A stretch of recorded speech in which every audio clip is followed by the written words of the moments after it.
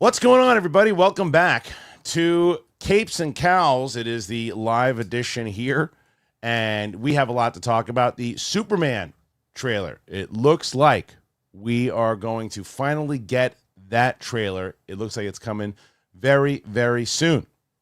Well, we're going to see if that is indeed the case. Kraven stinking up the joint. Creature Commandos. Well, that one is going to, you got already episode 3. And do we know who Chris Evans is playing in the MCU now? Well, that and more on the show here today. It's the Kristian Harloff Show, Capes and Cowls. Let's do it.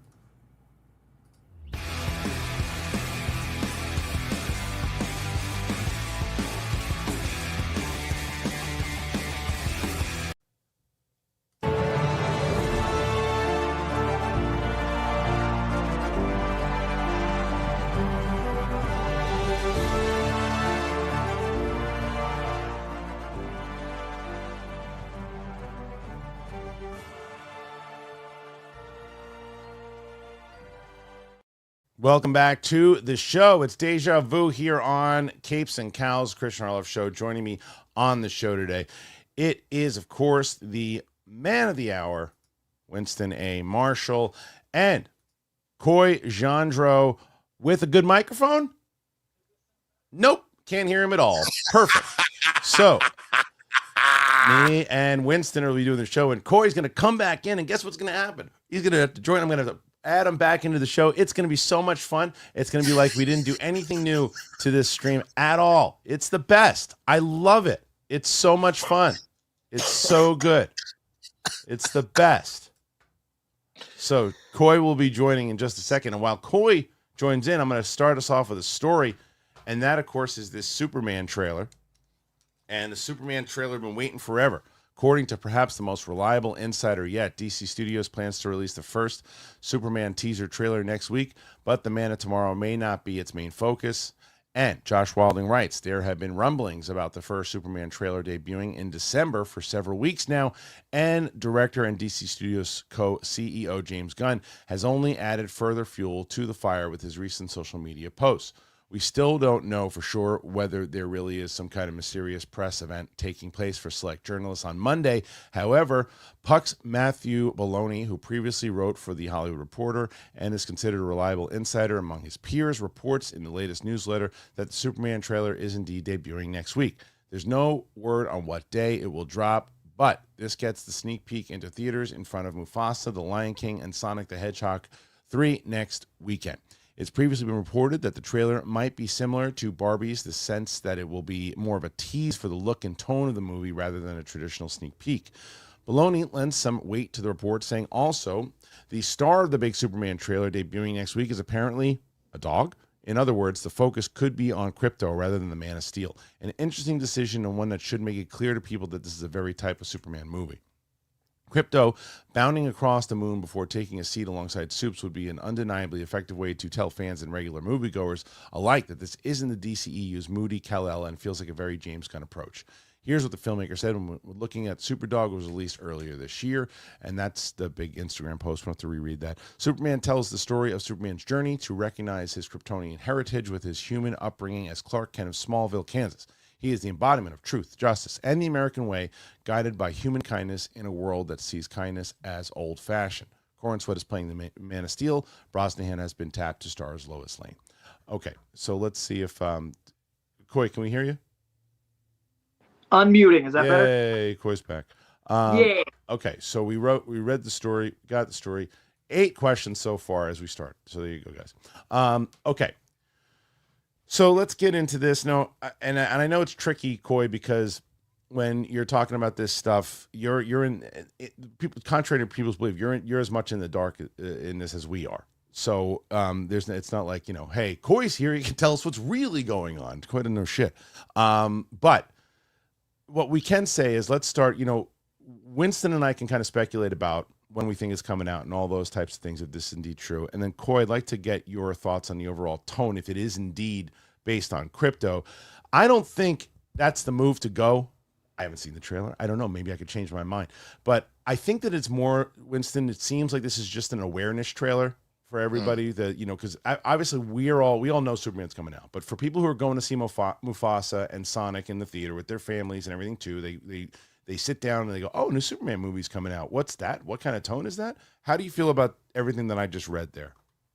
I mean, if it is going to be like what that Barbie teaser was, that actually to me was pretty brilliant marketing. Helen Mirren was the voice of the narrator, right? Or am I losing it? You're right. Barbie. 2001: Space Odyssey. Barbie? No, huh? Barbie. Yeah. For Barbie, yes, she was like the narrator, and so that what they did was the 2001: Space Odyssey of like ever since the beginning of time there were dolls, and it was essentially what was the opening of the movie ultimately. But that's all they kind of teased, and that was kind of perfect. It just was enough to be like, wait, they're doing a Barbie movie? Oh, the 2001: Space Odyssey movie, that was kind of epic. So if that is what they're doing, and this isn't necessarily so much a trailer as it is a teaser, I think that that's exactly what you got to do, considering being in the middle of Christmas right now. Everybody's so focused on all of that kind of stuff. We know that the Super Bowl has really become the keystone for really releasing stuff. So if you want to drop a teaser now, and then maybe you drop the true trailer in February, I think that is kind of like a strong way to go. It's just enough to get those that aren't already glued to their computer screens knowing about this to be like, you should pay attention. This is going to be a big deal. And if you inspire in that, if you make it feel epic, because that is what that Barbie teaser did. If it's like, we can fly again, like something like that, I think that you'll set the world on fire. I'm here for it. What do you think, Coy? I think timing-wise, what you're describing, like it'd be cool to have the holiday like awareness trailer, like a teaser, just to be like, oh, I like the idea of people that aren't following this stuff going like, I hadn't heard about that, and like just kind of a ping without too much narrative. This movie's not out for 7 months. I think that if it wasn't as important as it is, it's way too early. But since it's so important, I do like the idea of getting that Christmas audience. I hadn't heard anything about the crypto thing, and like I know people are going to be like, oh, of course he has. I legit have not. And actually, to speak to that, it's kind of a bummer. Like I hadn't heard that rumor, and I haven't seen a teaser, and now, if that's true, I wish I didn't know that. Like, that sucks. I don't know. I hate the internet. Like, I wanted to be surprised. Like, when's the last time we got to enjoy something new and exciting?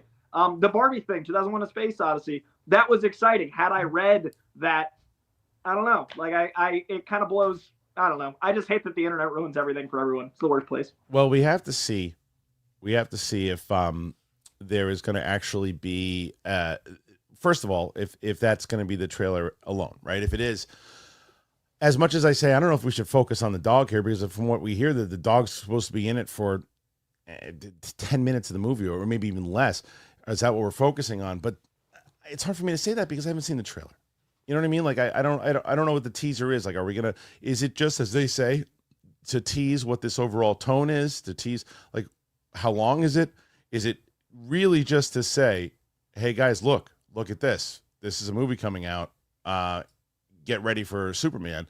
And that's really the intent of what it is, you know, because as you said, Coy, it doesn't come out for quite a bit.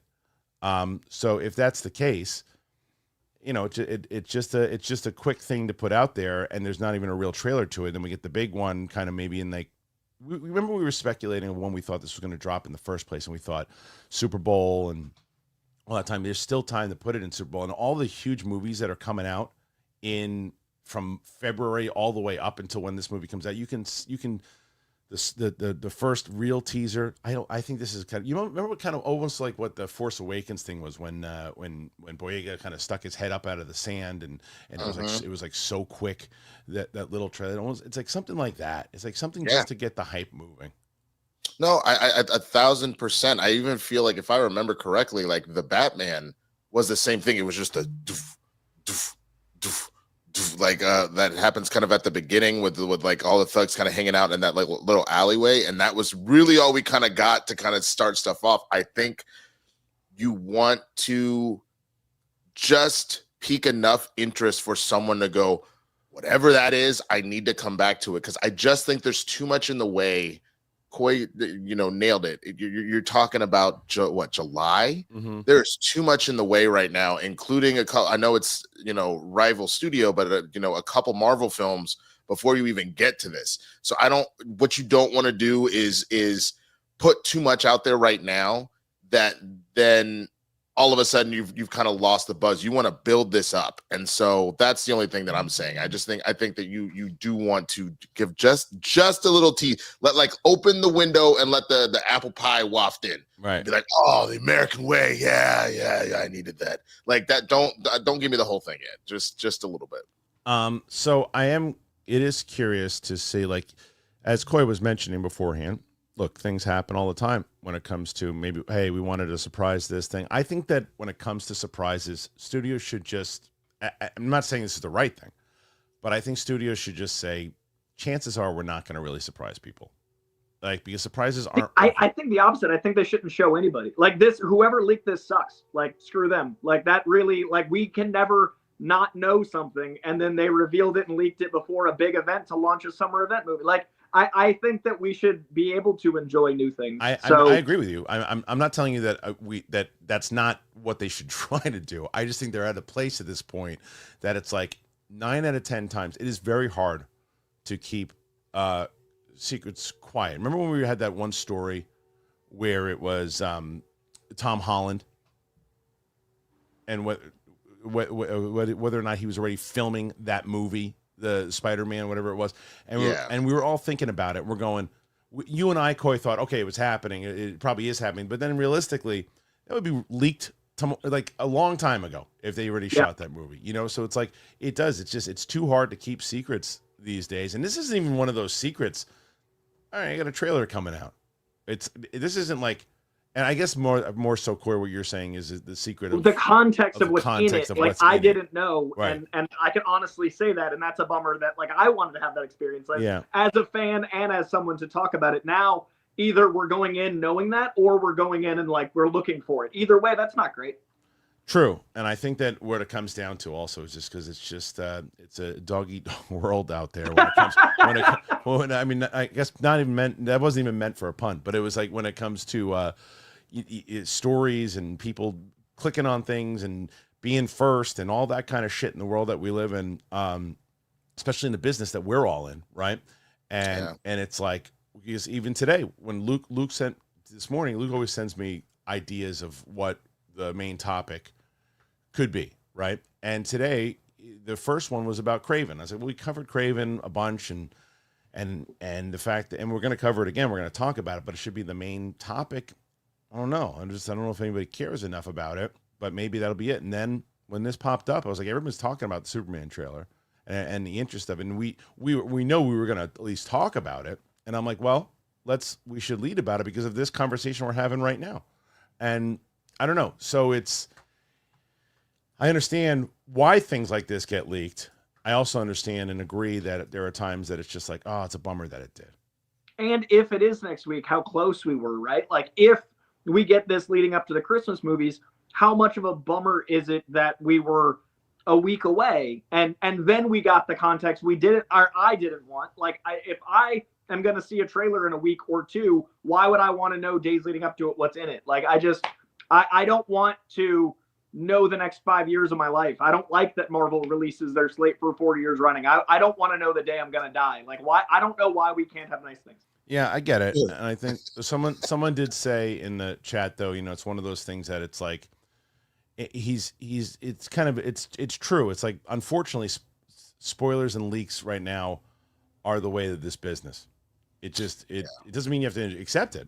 It doesn't mean you have to like. But, I'll rage against the machine the rest of my life until my dying day. I'll be old man yells at cloud when they're playing teasers for trailers that the trailer comes next. Thanks for showing me the end of the trailer I'm about to watch. Like that, I will always be that guy. I'm gonna be old man screaming at your mic. But that's fair. I'm gonna change devices in a bit. Yeah, so I'm charging an iPad. In order to do that, you know, we'll have like we'll take a break for a second, and I'll tell you guys about some of our great sponsors here. Get Coy an opportunity to change that god awful mic, and then we will be back to talk about Kraven and other things. But I'm gonna tell you about some really great opportunities for some holiday gifts, guys. I'll tell you right now. Here you go. Hey, Mando.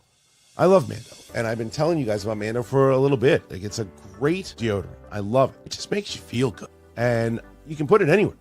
Put it on your pits, you put it on your nuts, anywhere you want. And I wasn't sure how Mando would work. I wasn't sure. I had my ones that I liked beforehand, and I was suggested by some people, you got to try it out. I said, all right, I'm going to try it out. And it's created by a doctor who saw firsthand how normal BO is being misdiagnosed and mistreated. It's clinically proven to block odor all day, and it controls odor for up to 72 hours. I love in the morning, I just know it, I see it. It says, oh, there it is. It's my Mando. I know I'm going to be safe. I know people around me are going to be safe. You can choose from a variety of fresh scents. They have bourbon leather, Cloverwood, Mount Fuji, Pro Sport, the whole thing. So there's a starter pack for you guys. It comes with the solid stick, cream tube deodorant, all that, and more. You got to head on over there. Link is in the description, and you're going to love it. You can control your body odor anywhere with Shop Mando, and you get $5 off your starter pack, over 40% off with that promo code Kristian at mandopodcast.com/Kristian. Hashtag MandoPod. You guys know the perfect gene. I've told you about the perfect gene, and I love the perfect gene. I don't know. For me, I'm always looking for comfortability, and it's cold right now also, and it is the season for the perfect gene. Stretchy enough for second or even third helpings, soft enough to go full couch potato, and stylish enough to wear every holiday gathering. The perfect jeans are, well, perfect for all your winter activities. Perfect Jean has saved 400,000 men's nuts from suffocating in stiff, uncomfortable jeans, and the number is going up every single day. So I got them, and my wife compliments me on all the time. Another reason that I start really using them a lot, because I like when my wife compliments me. Perfect Jean does not stop there, though. They have t-shirts. They revolutionize the t-shirt.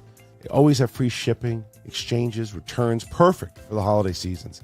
It is time to finally stop crushing your balls in uncomfortable jeans. You go to theperfectjean.nyc.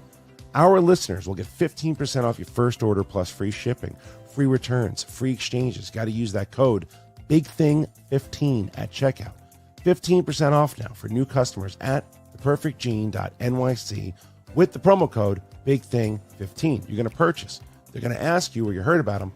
Support our show and tell them that we sent you. F your khakis. Go get the perfect jean. Make sure you are getting the right gift for everybody this holiday season, everybody, because this is some holiday gifting 101. Why you want to drop 2 or 3 Benjamins on a cooler that's going to get some of the time when you can spend a fraction of that cost on a bidet that your whole household will use all the time. I'm telling you, I swear by these things. A household full of holiday guests is a beautiful thing until you realize that they're all endlessly wiping their butts in your bathroom. Hey-oh. That's right. Give your toilet a fighting chance and install a Tushy bidet. And my favorite part about it is I'm to be honest, I feel classy using it. I feel like, oh, wait a minute, I'm not an animal anymore. Wiping my rear end with Tushy paper that's hurting my butt. I just feel so much better than traditional toilet paper. I feel better, I feel cleaner. It's so much easier. To install it was a lot easier because I don't install things well, but I installed this one well. And right now, the Tushy Bidet is dropping deep discounts on bidet life essentials that'll transform your bathroom habits and your butt for life. Now is the time to back away from boring gifts and dirty habits to save on luxury lifestyles upgrade that you're going to use every day. So you visit HelloTushy.com to see this week's saving on bidets, bundles, and install it today. You go to HelloTushy.com/bigthing and grab your deal before it's gone. And don't forget to give us a shout out while you're there. Give the gift of practical luxury that benefits everyone in your household. Go to HelloTushy.com/bigthing for the best gift this holiday season. Tush high. All right. Thank you to Tush. Thank you to Perfect Gene. And of course, thank you to Hey Mando. I gave you a bunch of holiday gifts. There you go. Check it out. And if you want to help out the show, that's how you do it. So, Winston, Coy, how we feeling so far? How am I sounding? Am I good? Is this better? Much better. Infinitely better. Yeah. Oh my God. So the bottom, what happens? Perfect. There the he goes. bottom Look at him. Oh, hey, it's me. Look how great that is. Oh, look how beautiful. What a camera shot. What a majestic. Oh, look at that. That's the best I've looked. Unreal. Winston, real quick, I'll get. I can see me. Yeah, I'm gonna try. I gotta get Coy. Coy, it's unfucking real. I quit. I'm just so over I this see shit. me in the 3-shot, but not in the. Well, Winston, I'm gonna need or Coy, just talk. I'm gonna ask you. Okay. Go ahead. Start talking. Yeah, we could talk. Okay, now. radio show. So what happened is the bottom of my phone is broken, so it won't charge. But also that's where you put the microphone in. Hey, it's me. But then my iPad I left in my car overnight, which was foolish in general. So it's not charged. So I had to charge it while it's a lot, but I apologize. Now I have my phone in my hand broken, and this is somewhat working. So I've got 20% battery, which hopefully lasts an hour and a half. If you could scoot over to into the middle a little bit, that would be great. There you go. There you go. Perfect. There we go. Now we're here. Any Superman thoughts I had, hopefully people could hear. I apologize to everyone. What happened was with the Black Friday computer, they sent me the wrong one, not the one I ordered. So I had to refund that, get a new one in. And when that's in on Monday, I'll have a computer to plug a microphone into. I got a Blue Yeti. Guys, things are coming together just in time for a break. Perfect. All right. Well, you guys, so far, you guys are trying to get to 81. Currently, you're at 18. Not bad. Not bad before we even started to get into it. But did you either one of you guys see Kraven?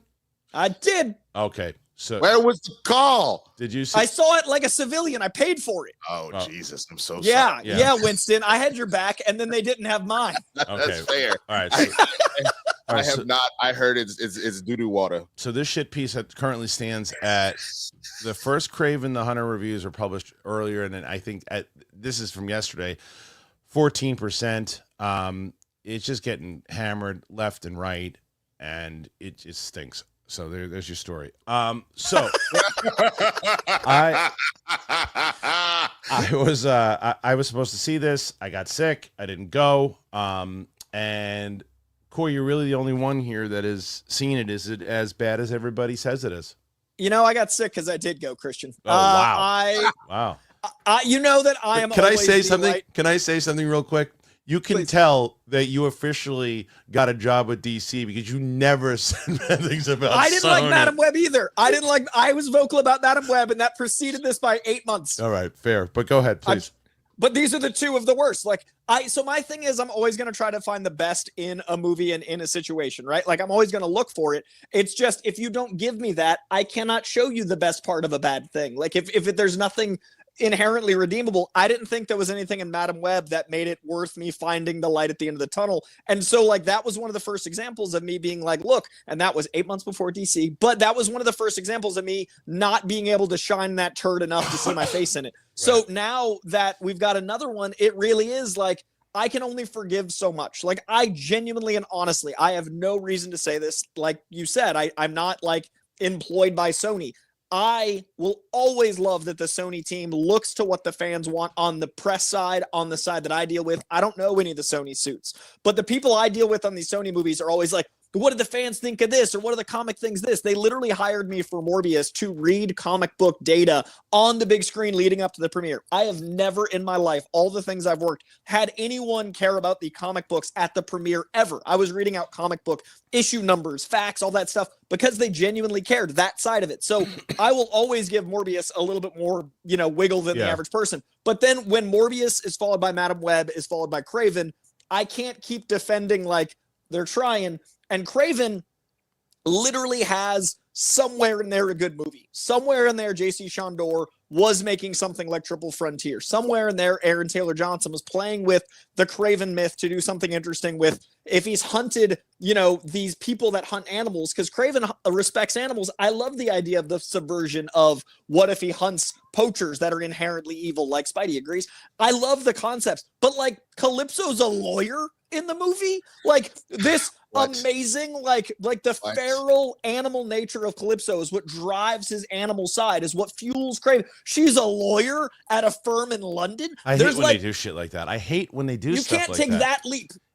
But they've learned nothing, clearly, because it's the stuff. You look at the ones that are the most successful, the comic book movies that are most successful. Yes, of course they kind of veer off a little bit and make their own creative decisions, but for the essence of the stuff, it's pulled from the source material, right? Even the Dark Knight, you look at this, that was pulled from a bunch of the stuff of the source material, and Nolan did a lot of his own stuff too.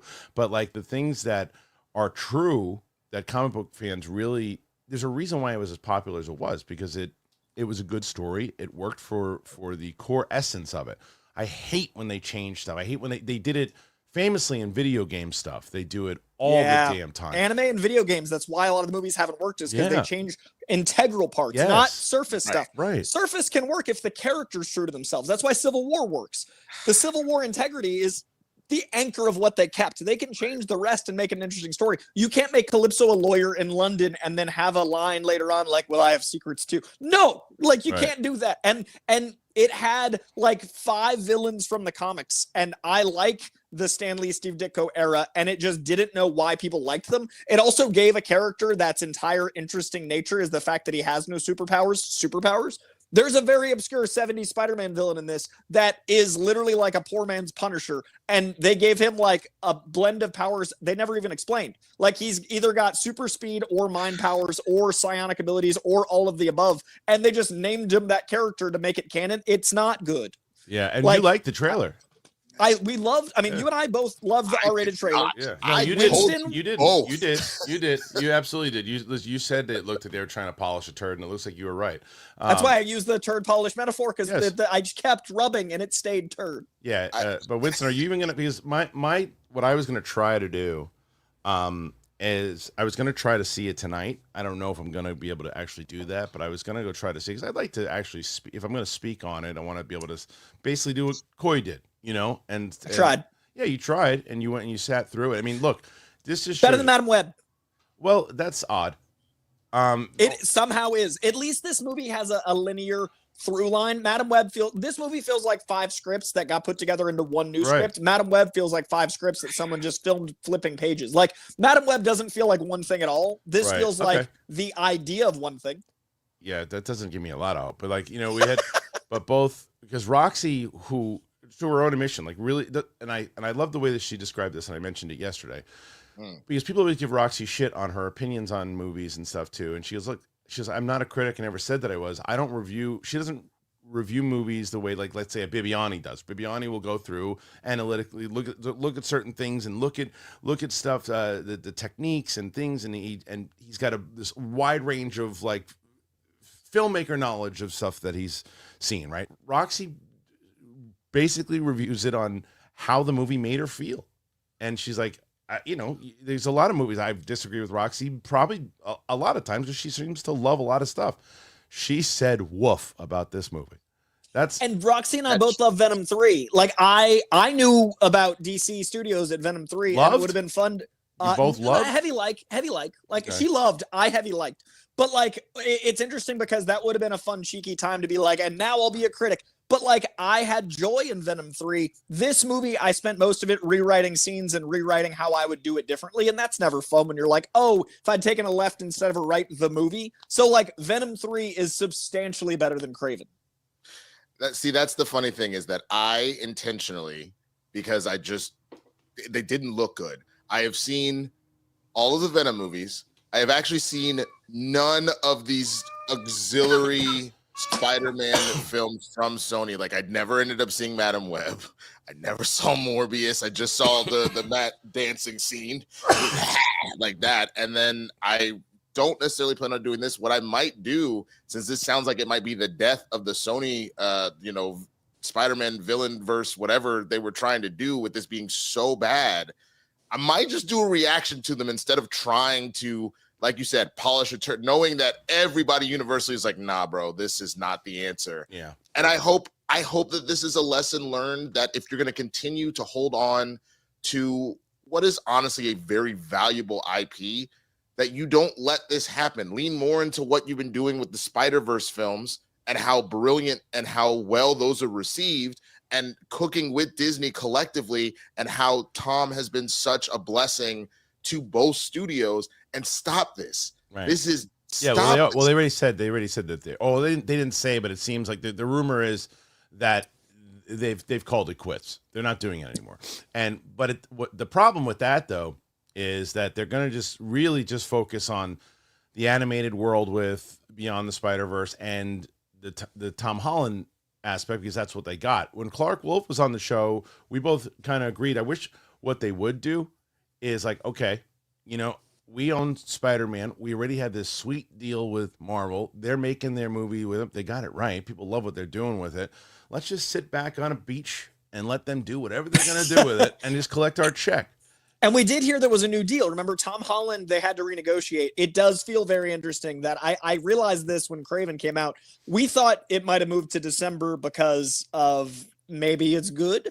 Then I realized that it was the same year they renegotiated Tom's contract. What if they just wanted to get everything out for one stock year, one tax write-off year? Let's clean the slate. Let's get all these done. And then start 2025 with the Tom Holland New Deal, comfort, sit on the beach. Like, they're not going to do that. Very conscious those 3 movies came out in 1 year just to get them done. I know, but the problem is, and we've talked about this story so many times, Coy, it's the street level. The street level Spider-Man story is enough for me to go, oh, they're still putting their mitts in it when they should just sit It's a fair point. Because if they were just collecting their check on the beach, then they wouldn't have the say to make it multiversal. And that is a concern. We would get, well, they'd have a say regardless. The question is whether or not they care to have a say, and they still do, because what they want to do is they think, because the last multiverse movie made $1.3 billion, so we should do another one. And it's like, if you morons would have done it the right way, what you should have done, and we said it a million times, you should have had in place, you should have known, everybody knew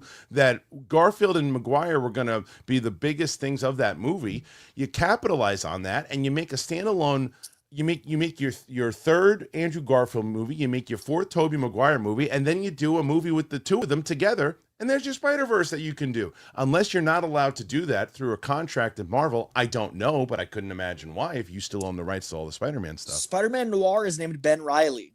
So right. I do feel like maybe Marvel's deal is, if the character is Peter Parker, Sony can't use. I don't know. Like, it seems odd that why is Nicolas Cage not Peter Parker but Ben Reilly as Spider-Man Noir? I know, it is true. I mean, I wonder if that's indeed the deal and why they tried to do this thing that ultimately failed. Because here's the difference, though, Winston, because what I say all the time, when it comes to like Lucasfilm, to me, like, is dropping hot pans all over and oil, and everything's just flying. The kitchen's a mess.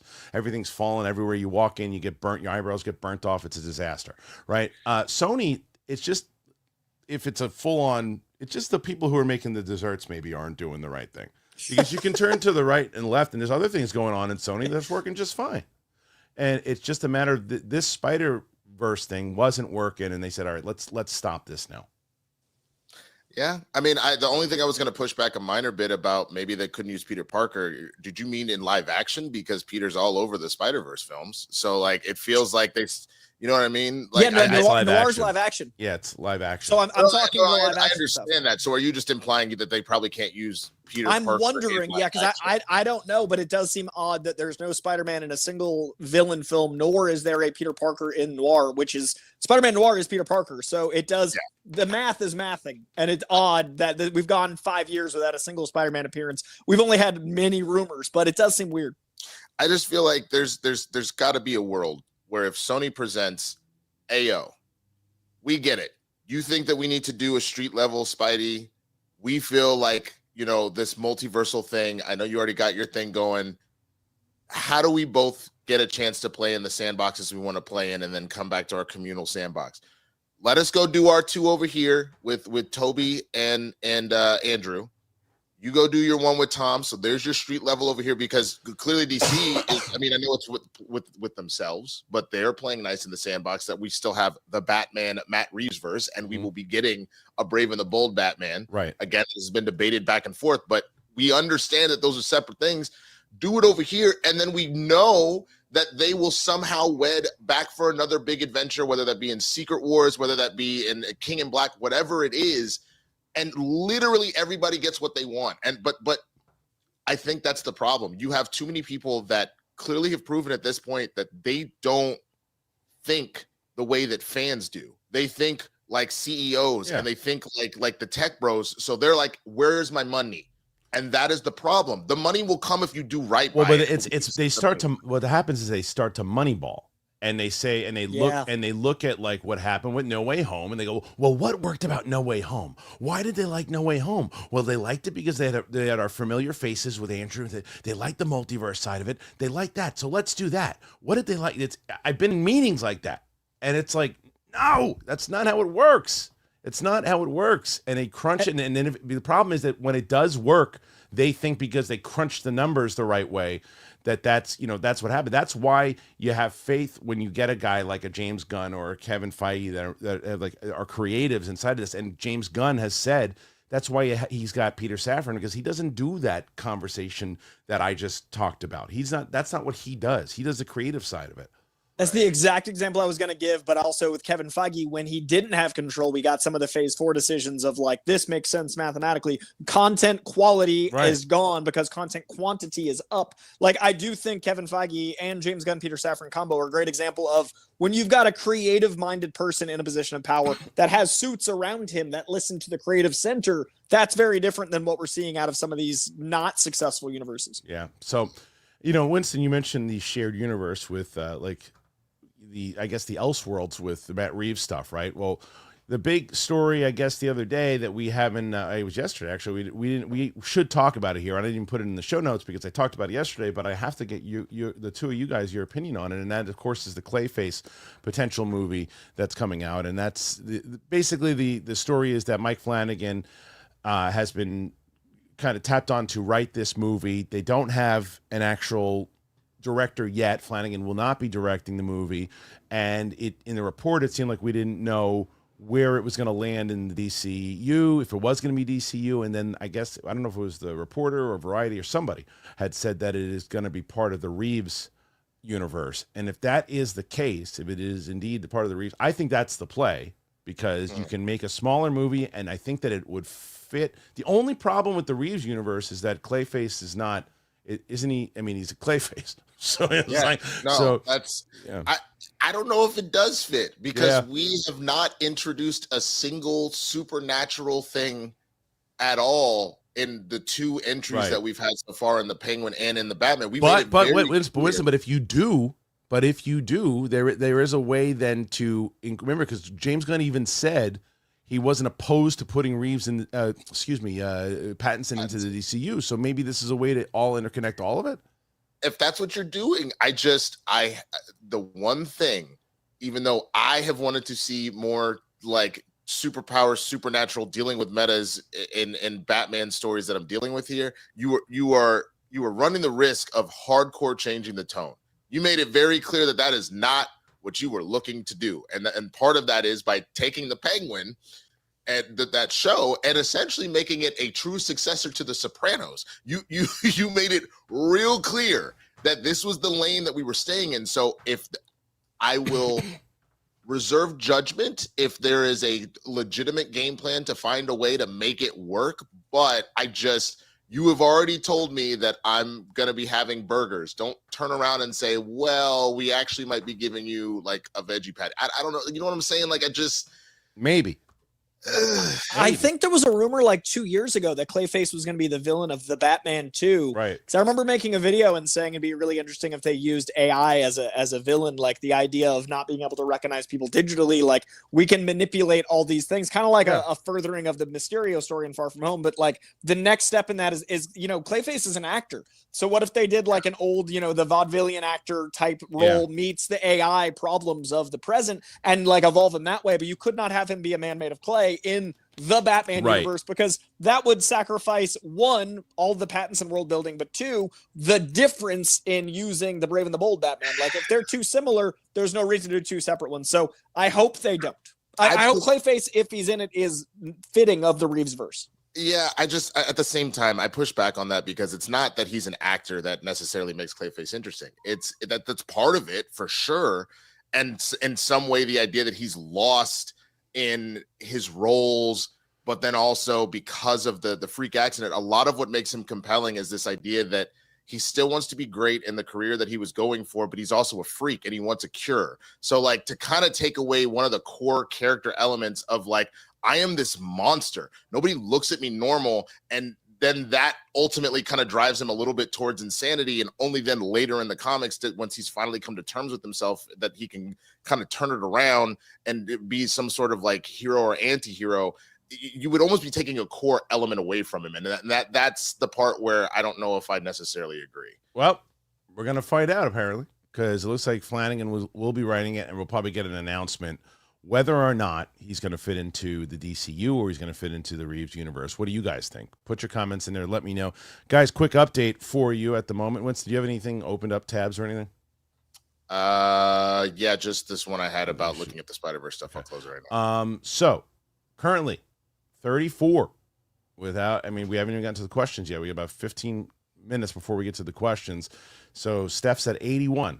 The guys are trying to beat Steph at 81, looking for victory here today. Halfway. This was an interesting story that I saw that I wanted to talk about. And you remember a couple of weeks ago when Denzel Washington was promoting Gladiator 2, he let it slip that he was in the next Black Panther movie, Black Panther 3. And I love this story. Black Panther 3. Denzel Washington called Ryan Coogler and apologized for revealing his part in the movie. Denzel Washington revealed that Ryan Coogler had written him in for a role for the still not officially confirmed Black Panther 3, but he realized that he jumped the gun shortly after. Though we have been hearing rumors that Marvel Studios is developing a third Black Panther movie for quite a while, the project still hasn't been officially announced. Even so, we got some pretty concrete confirmation that the threequel is in the works last month when the legendary Denzel Washington revealed that he has a role in the film. During an interview with the Today Show, the Gladiator 2 star mentioned that director Ryan Coogler is writing a role for him specifically, although he didn't disclose any more details.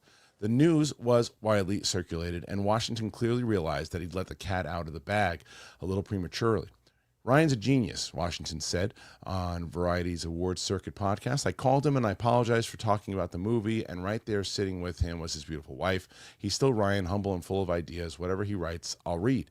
There's been a lot of speculation about who Washington might play in the film, but there's a chance that Coogler created a brand new character that was previously introduced in the comic book. So it's fair to say that the movie set up quite a few things that could potentially be explored in the next movie.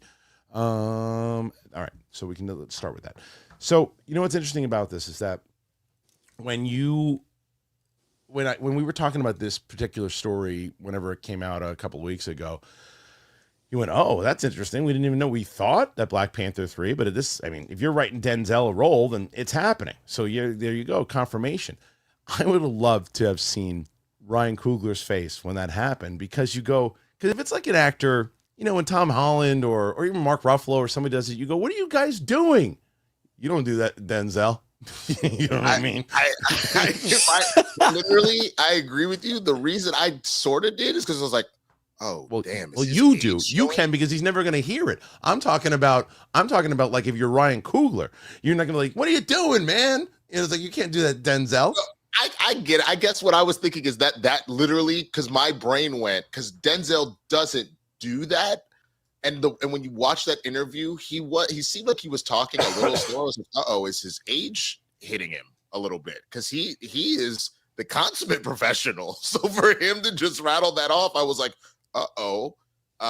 but it's still really funny that they afterwards like, "Oh yeah," and then I had to call the homie and I saw his beautiful wife and I was like, "Hey man, you write some good ish. I'm sorry that I got you in trouble with Feige." Yeah. I also thought it felt like older Hollywood, right? Like Denzel is from 90s, 2000s, late 80s, 90s, 2000s, like the era when you just brag about your friends. Like there was less, you're like, "Oh, I'm working with these directors next." Back then, that wasn't a spoiler culture. It was like, "Oh, I'm excited to work with blank, blank, blank. Here's my next few movies. And it was more normal. Like this era of, a Marvel movie, and suddenly there's 82 headlines about it within 5 minutes. Like, I think Denzel's just not, he doesn't play in this big blockbuster sandbox. If you look at his movies, the things we know him for are he's the IP. He's not in IP movies. Like The Equalizer is an obscure TV show he made awesome. He made Training Day an elevation of like arguably an independent film. So him doing a blockbuster, I don't think he's used to the PR, because like Kristian said, no one sits down Denzel and says how to do interviews. He's Denzel Washington. Well, look, he's been in blockbusters. I mean, because Gladiator 2 essentially is a blockbuster. However, I think the Code of Secrecy. But day to day, I don't think he sees them. The Code of Secrecy movies, he hasn't been part of, like the Marvels, the Star Wars, those types of things where it's like such a big thing, like, "Oh, keep it quiet, don't say anything, don't let anybody know about this." He gets a role, he's excited about it, but he didn't really know the way that, because of what we talked about at the beginning of this show, of like things get leaked, things get so excited, people are so excited about it, there's big stories about it. He was probably just like, "Oh yeah, Ryan's gonna write me a role in this next one. I'm pretty pumped about it," and just not even realizing it. And then like, oops, I'm gonna call him and let him know, oops. And you're like, okay, I wasn't gonna say anything anyway because you're Denzel freaking Washington. What am I gonna say to you? But it was more of a respect thing. That's why I like the article. It was more of like, okay, Ryan, I didn't realize that you guys hadn't announced it yet, and I was just really excited. Same thing. Even if you're mad at Denzel, he calls you up to say you're sorry. Like, "Oh, it's all right." You know what I mean? So it's like, because that's how I felt when I was reading. I'm like, "Oh, Denzel, it's fine. It's Denzel." So, and the guy's just honest. Like, it was even when he was, what was it? Oh, the Pedro Pascal thing was one of my favorite things I've ever seen when he was doing. Oh my God, I love that. He was like, "We friends? Come around the house." Like, I really like that. But he started with, he goes, means. yeah, exactly. He started with, he's like, "Oh, this is my friend." He's like, "Well, he's not my friend. He's a guy I'm working with." And Pedro's like, "Whoa." He's like, "Well, we're not friends." He's like, "You want to come over to my house and hang out?" Then could be. He's like, "But I like Coy said, I want to make sure I'm using that word correctly because people throw those things around like all the time." So I loved it, and I loved this story. But here's a question, because there's a big story that broke yesterday with the Chris Evans thing. You guys see this? That he's supposedly going to also be don't say anything yet. Yeah, well, don't know. He's going to be in Doomsday, but this particular article it's a spoiler of who he could potentially be. Oh, no. Is it a reputable? Like, is it something it's we Snyder? believe? It's Snyder. So it's and I can tell you because Snyder just dropped the Jeremy Allen White thing, and I love some of these people that are on their high horse going, "Oh, this isn't true." It is 100. That Jeremy Allen White thing is 100% true. And when Snyder broke it, I also made some stuff looking around, and definitely is. And I even broke it. It's so funny though. I broke it, and I didn't tweet it out or cut it, but I also broke a thing the next day about how, like, what the story's going to be, like what ultimately it's going to be, like a rescue thing for Mandalorian and Grogu. That one didn't get picked up. Is Grogu getting kidnapped again? I don't think Grogu's getting kidnapped. I think somebody else. Oh, is Mando, and then the Grogu's going to rescue Mando him? and Grogu are working together on somebody who is kidnapped. Got it. Rescue thing. Interesting. So it would have been cool. I mean, Grogu don't talk a lot, but that would have been cool if, like, Mando was the kidnapped one. He's trying to break out from the inside, and Grogu's like moving around. He's got his little armor on. He finally wears that little armor, and he shuffles around. 100%. But anyway, so I don't know if I should do this. I think I'm gonna do this story. So I want to warn people, and we'll put it in the time codes too, that potential spoiler. So I'm gonna let everybody know about what it could be. It broke here yesterday. From Jeff Snyder, so you've been warned. Do you want me to put like a hat on? No. Okay. We'll do the time code. Okay. Do that. Take it off when we're done talking about it. That's what I mean. No, I know. Spoiler hat. I know. Oh, here, I just put a hood on. There we go. Well, Okay. I got this on. Yeah, but that's. I don't know how that works, but that's, if it makes you feel better, that's fine. Let's see. Let's do. It's somewhere in here. Oh, there's a new special look trailer also at Captain America Brave New World, but we're not going to do that. We're going to bring up this wherever the hell it is. I don't know where the article. I had the article up, and now there it is. I got it. Okay. All right. So you've been warned. Here it is. Here's the story. Rumor.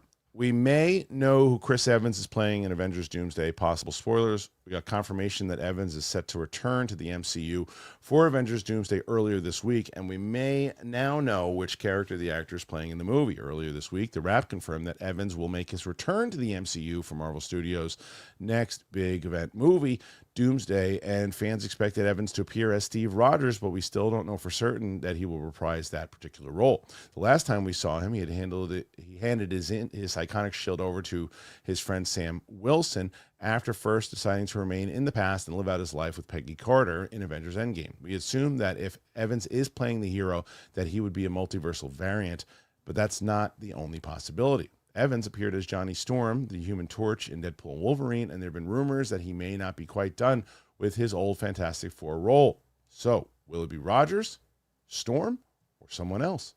On the latest episode of The Hot Mic, Jeff Snyder said he heard that Evans will actually be playing Nomad. Though several characters have held this mantle in the comics, the name was originally introduced as an alternate identity that Steve Rogers adopted after he abandoned the Captain America costume and title. If this is accurate, it remains to be seen which version of Rogers suits up as Nomad in the movie. It's highly unlikely to be the original unless he's really upped his calisthenics regime, so a variant from another timeline reality makes most sense.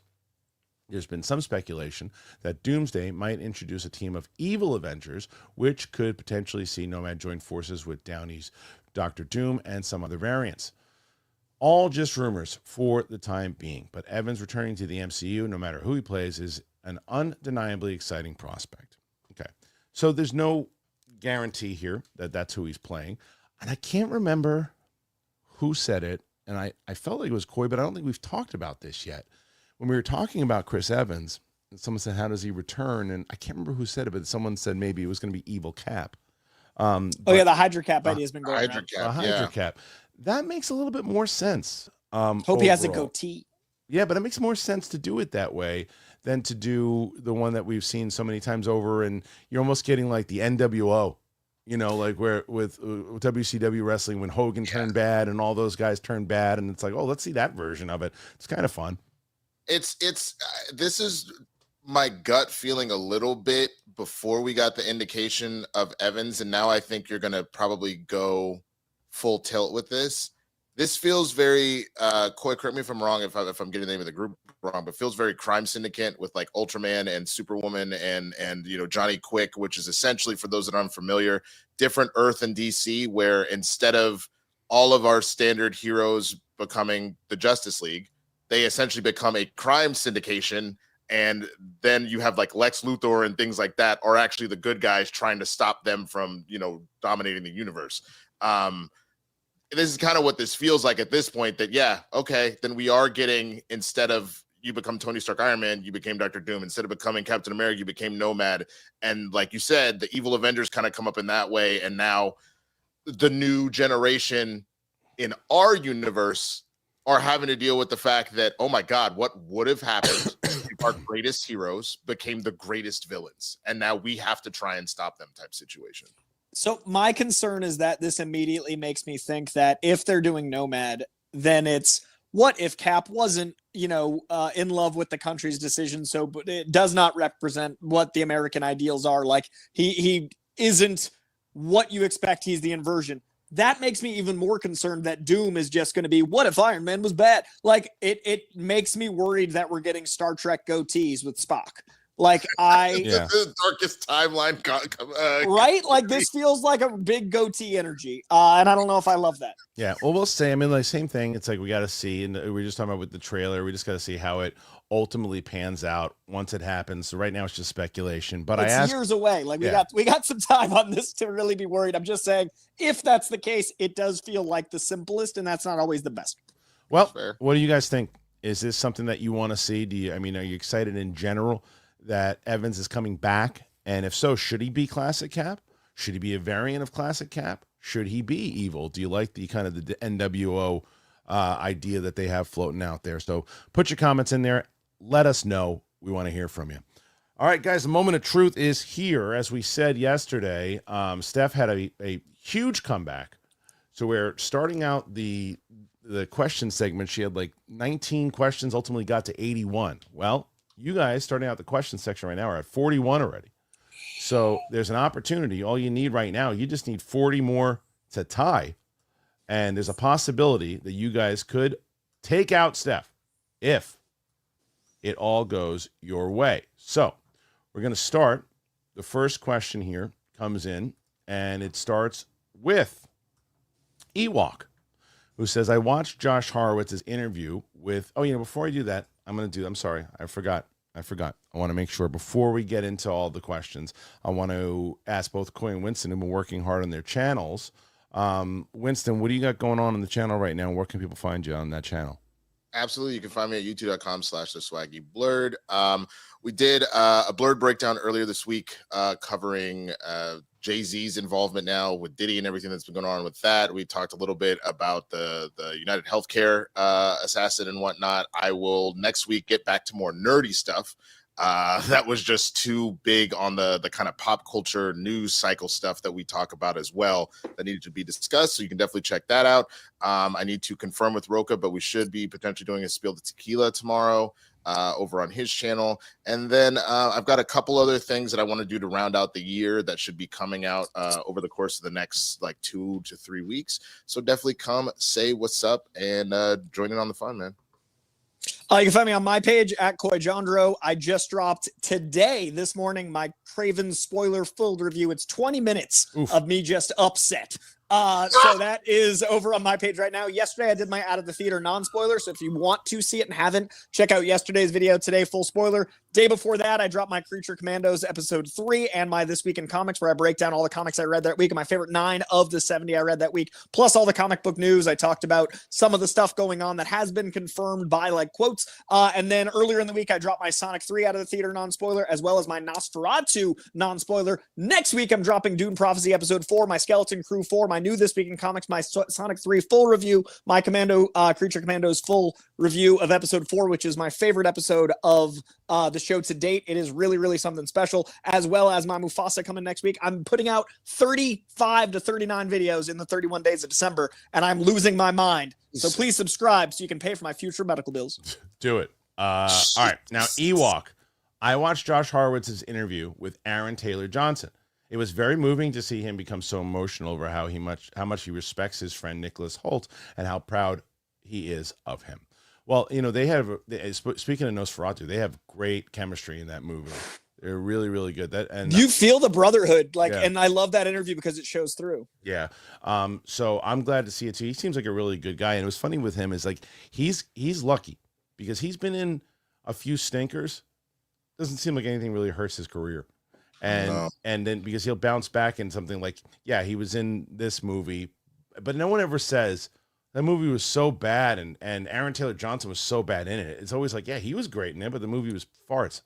Even Kraven. And there are moments of this that feel like, what's his character's name in The Fall Guy? Tom Ryder. Right. The problem with Kraven is there's a few scenes that feel like it's a Fall Guy spoof within the movie, and that's not his fault. No. All right, Matt Boyle. Have you guys ever seen Mystery Alaska starring Russell Crowe? Yeah, a long time ago, but I remember liking it. It's probably one of my favorite performances by him. Yeah, it's a hockey movie, but it's an old school movie. But I remember it was like 2003, 2004 when that movie came out. I think so. But yeah, I remember it being a good movie. Have you guys seen it? I saw it in high school. I forgot Russell Crowe was in it. I just remember liking the movie. Yeah, it's good. B. Gill Studios. I think Sony should stop their attempt at making an adjunct cinematic universe with Spidey and let Marvel worry about it, while Sony focuses on the Valiant cinematic universe with Bloodshot, which COVID-19 hurt. Yeah, I remember Bloodshot. Bloodshot was the Vin Diesel one, right? Yeah, it was a really ridiculous movie, but I wound up enjoying it when I saw it. But it was like one of the last movies I saw in the theater before COVID hit. I get it. It's one of those things you're just so addicted to what that success was, like to just say, nah, just take it back. We don't know what we're doing, especially because it's not just the No Way Homes that you had like Says in and whatnot. It is because the Spider-Verse animated films are some of the best animated films to come out in the last decade, and they are rolling with that. So it's hard to let that go. You throw in the fact that you take them outside of movies and you go to any of the TV shows that they may have had any sort of influence on, and let alone the video games. The PlayStation Spider-Man games have been blockbuster. I'm glad you mentioned video games, because one of the things I don't want to forget is I just started playing the Indiana Jones game last night. What do you think? It's awesome. It reminded me, and I'll tell you, I was a little critical because I maybe it's also because of Jamie Costa, I think, is one of the best of all time. And I think he would have been great as Indiana Jones. I think his cadence of what he does for Harrison Ford is just amazing, but the dude that's doing it is pretty damn good. And it feels like you literally start playing the game, you play the opening of Raiders. And then it leads into the new adventure. Wow. And like Marcus Brody is in it. It is definitely so far the best story. I mean, it's so young that I could change my opinion, but right now, story-wise, it's Raiders for me, Last Crusade, and then this. Like 1, 2, 3. Wow. Like, so that's saying something, man. I'm telling you, I was gonna say that like because you don't game quite as much. Really. No, I had to go out and get the last night. You don't have anything open up in your tab, do you? Listen. All right. I don't know. I just as soon as I can buy this new computer, I'm doing it. That's what it is. So yeah, like last night, I took the Xbox out of the kids' room. I said, "Screw this! I'm going to play this game." And I started to, and I downloaded it because I'm like, but they this humps because I haven't played games in quite a bit. I'm going through, and I go, "Oh, I'm like, whoa! The Game Pass is only $40." I'm like, "Sign me up!" So I buy it. I'm like, "You bastards! It's add-ons!" And I bought the add-ons. And I was like, whatever. So now I have the add-ons plus the freaking game, but I'm going to be playing it tonight for sure. Dude, I've completely fallen in love just in the scope of Capes and Cowls with Marvel Rivals. It is fantastic. It is so good. All of the characters really feel how they would feel in the movies, in the comics and whatnot. I cannot speak higher of Marvel Rivals. Oh my God. B. Gill Studios. With that said, who do you think that Aaron Taylor Johnson could have or could play from the Valiant universe? I think he'd be a good Exo Man-O-War. I know nothing about everything you said. You might as well just said it all in German. But I'll ask the two guys if they know enough.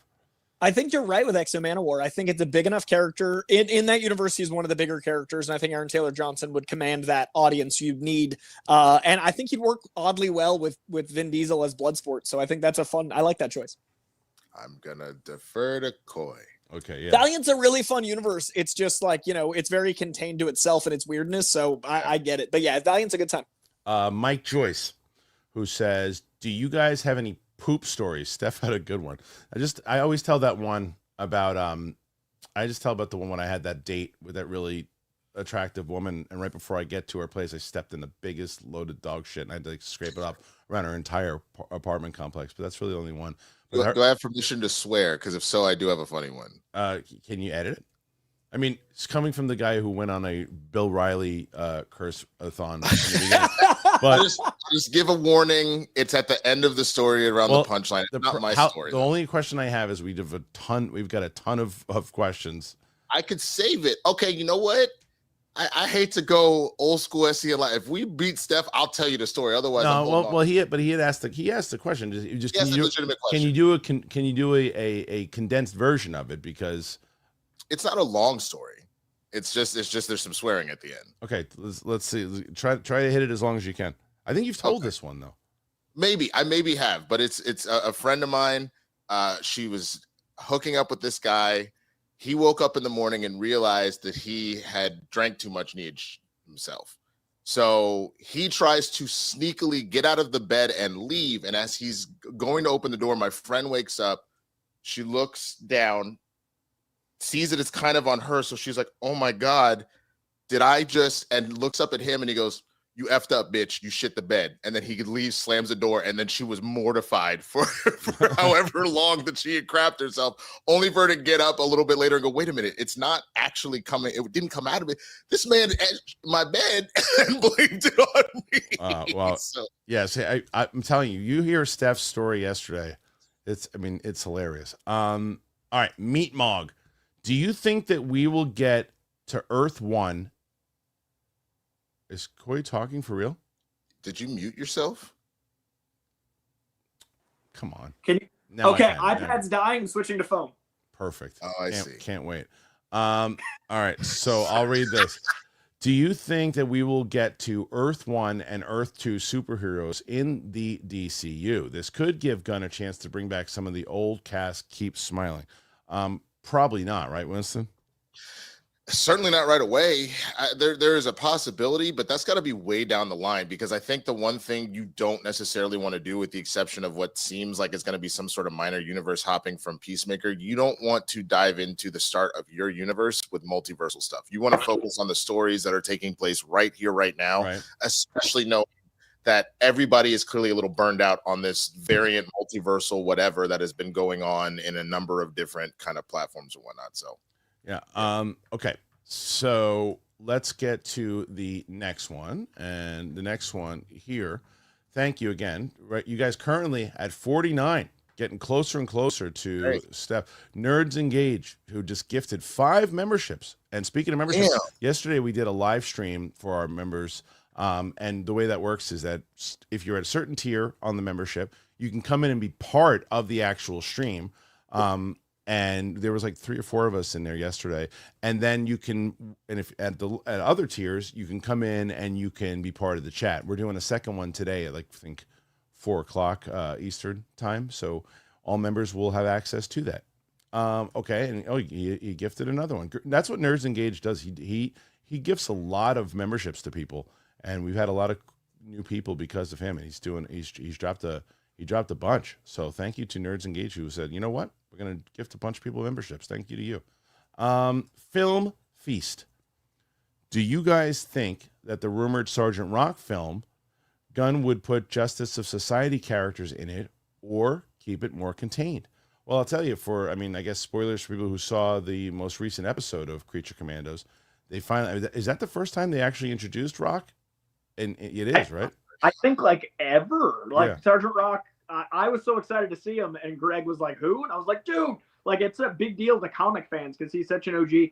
I could see a Justice Society character or two, but they'd have to be the more normalized ones. I don't think they'd go too big and bold for a World War II film. But timeline-wise, it'd be cool to have maybe someone mention in a newspaper or something.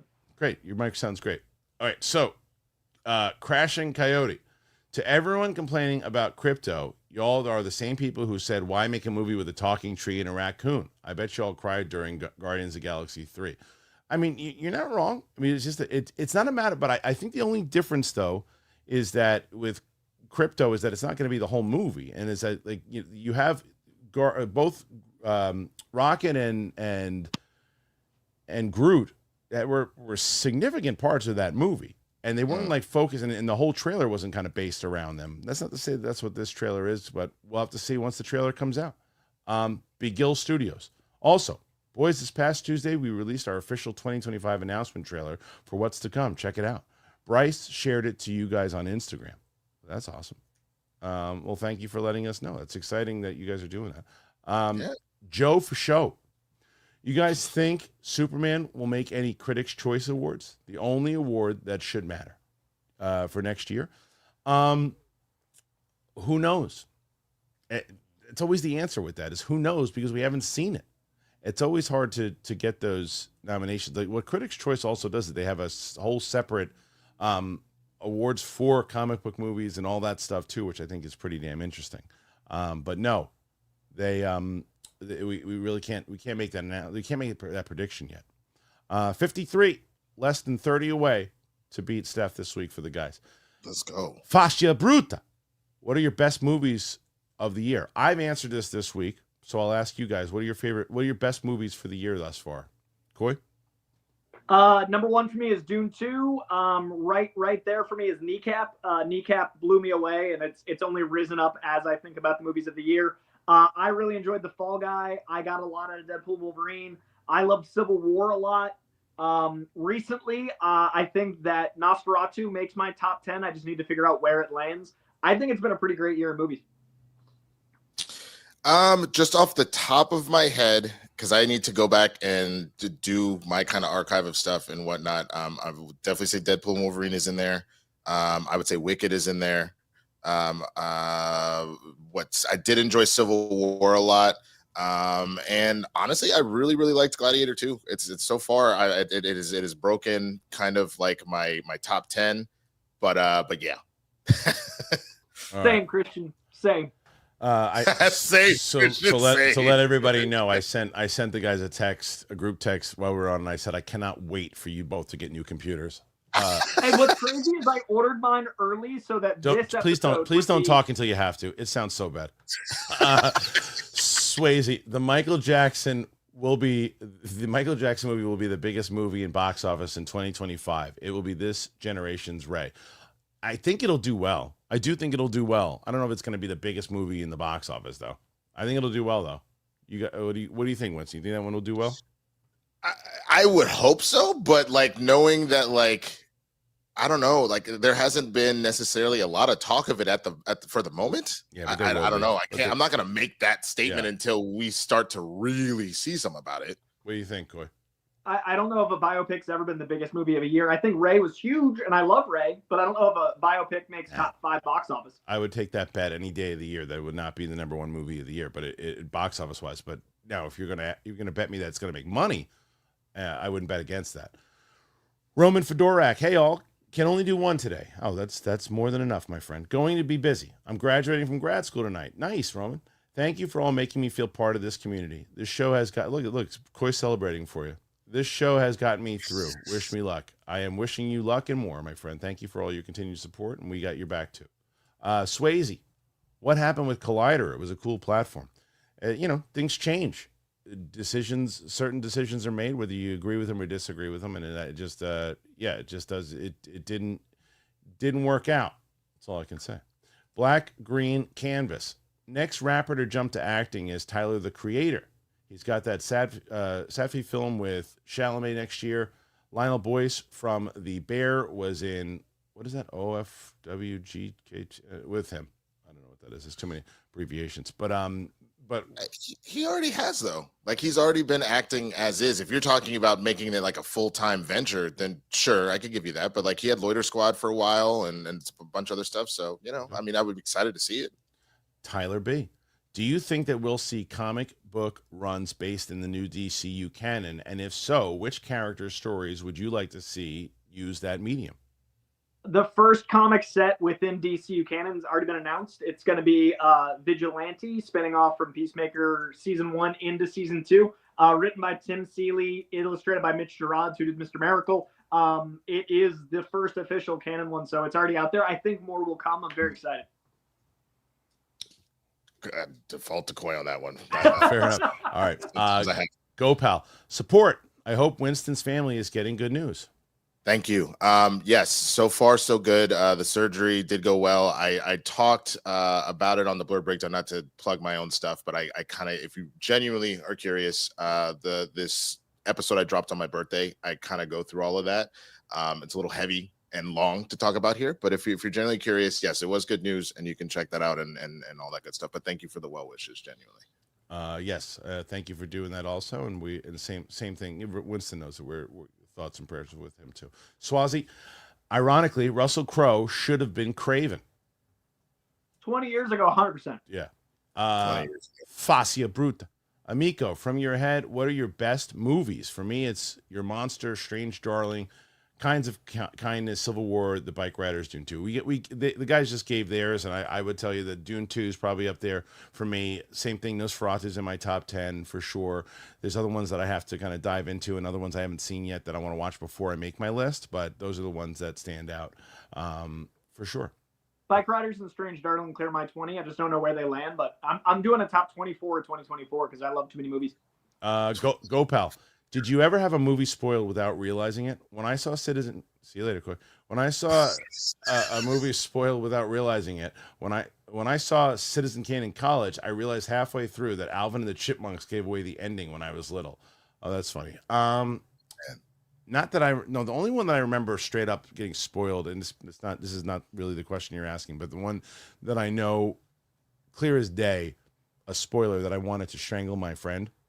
My friend who had just seen Scream, he goes, "Oh my God, dude, you're never going to guess that it's two killers."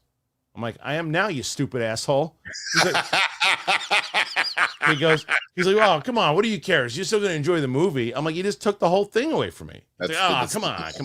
Linchpin. The whole point. That might be the most New York response. Come on, man, you still gonna watch the film? You're gonna love it. Dude, I remember exactly where I was. I remember exactly where I was in my house when he came in. I wanted to throw him out from his pants. Just like, get out of here. But that's not really the question that GoPal's asking, but it's the first thing that came to mind. Off the top of my head, there's nothing that's like just clicking. Yeah. I have to think about it for a minute. I'll think while you ask more questions. Cool, you got one or not yet? Perfect. No, we can't. Oh, I had the Sixth Sense ruined for me, and it was because somebody was like, "Well, you don't really like horror, thriller stuff." But what about the way that he's asking though? Because I answered that way too. It's like, as far as like, is there a movie that you saw and you're like, "Oh, I got spoiled without even realizing it"?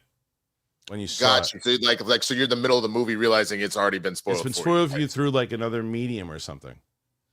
Oh, specifically through another medium? I guess. But you just think about it. Coy, do you have sound? No. So why don't you join the stream again? It's perfect. All right. Swayze says, "I finally seen the Joker. It's not that bad." All right, good. Just don't see Joker 2. It stinks. Yeah, exactly. Don't do it. I think he meant Joker 2, but he didn't write that. He wrote, "I finally seen the Joker."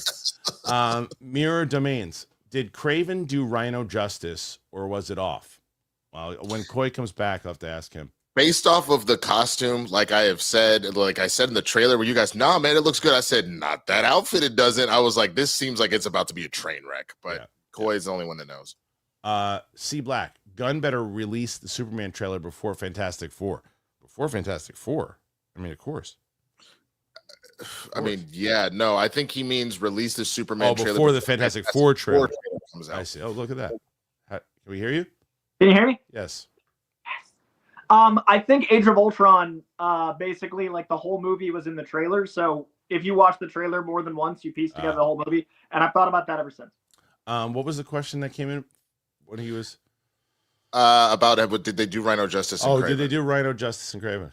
So if you want to see the character in his like comic accurate way visually, there is some cool visuals.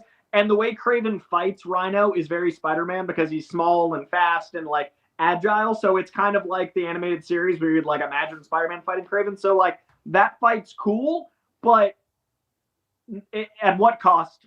At what cost? Exactly. Swan King. Aren't there like hundreds of different Spider people? Penny Parker, Silk, Noir, Spider-Punk.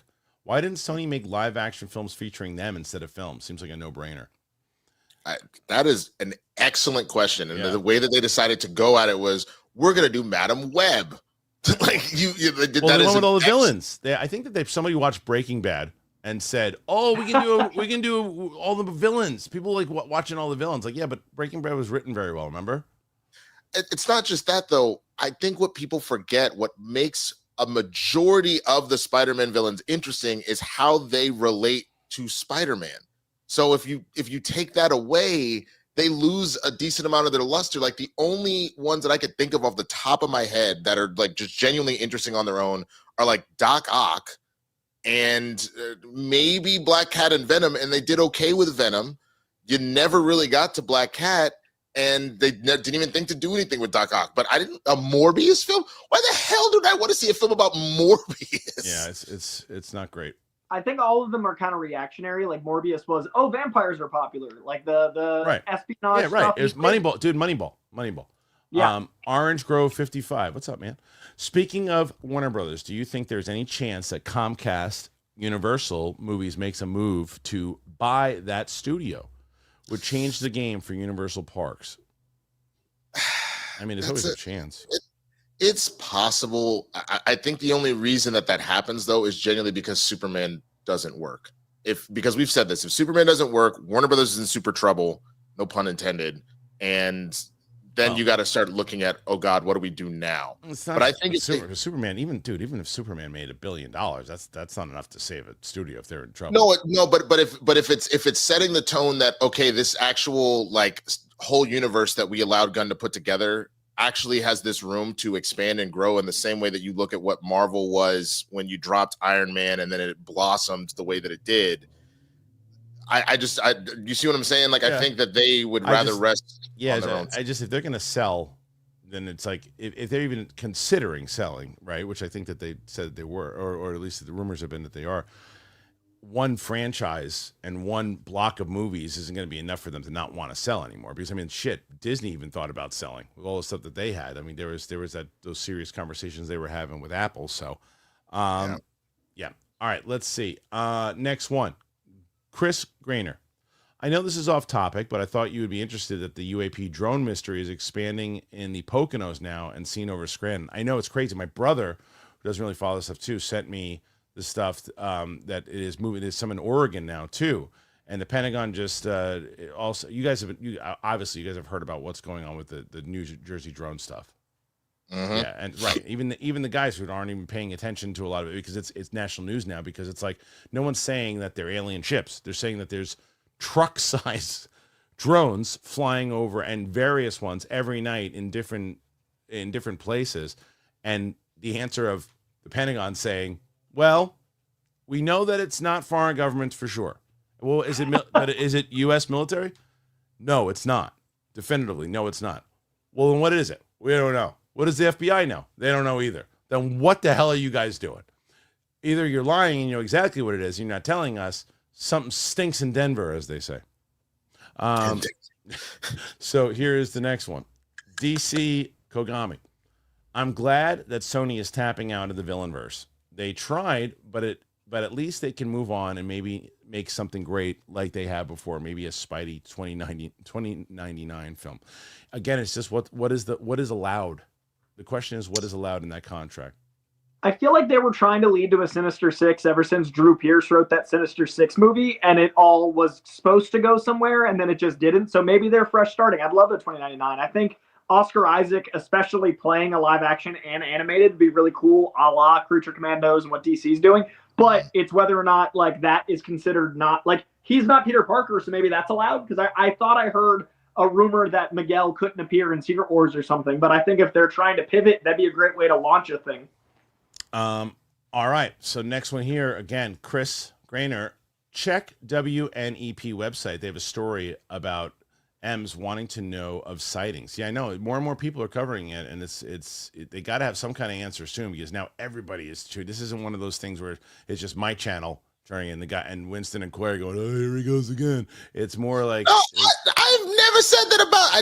I am like, it's fascinating, but not the way that you obviously are so fascinated with it. That's the only thing I said. I've never judged you for it. I'm more fascinated in the fact of what's going on, the amount of stuff that's going on in the government that people don't know about. That the idea of like, and I don't mean like hidden secrets. I'm talking about right in front of your face, like the public hearings, the fact that we had a public hearing a month ago that under oath there was admittance that there has indeed been a reverse engineering program called Immaculate Constellation, and the first time you guys ever heard about it was about 5 seconds ago.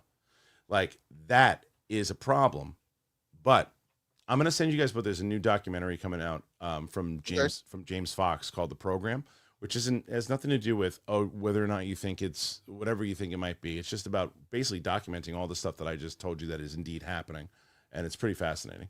Go Pal. Did we ever find out why the Madame Web villain had all his dialogue replaced? Because he got lucky.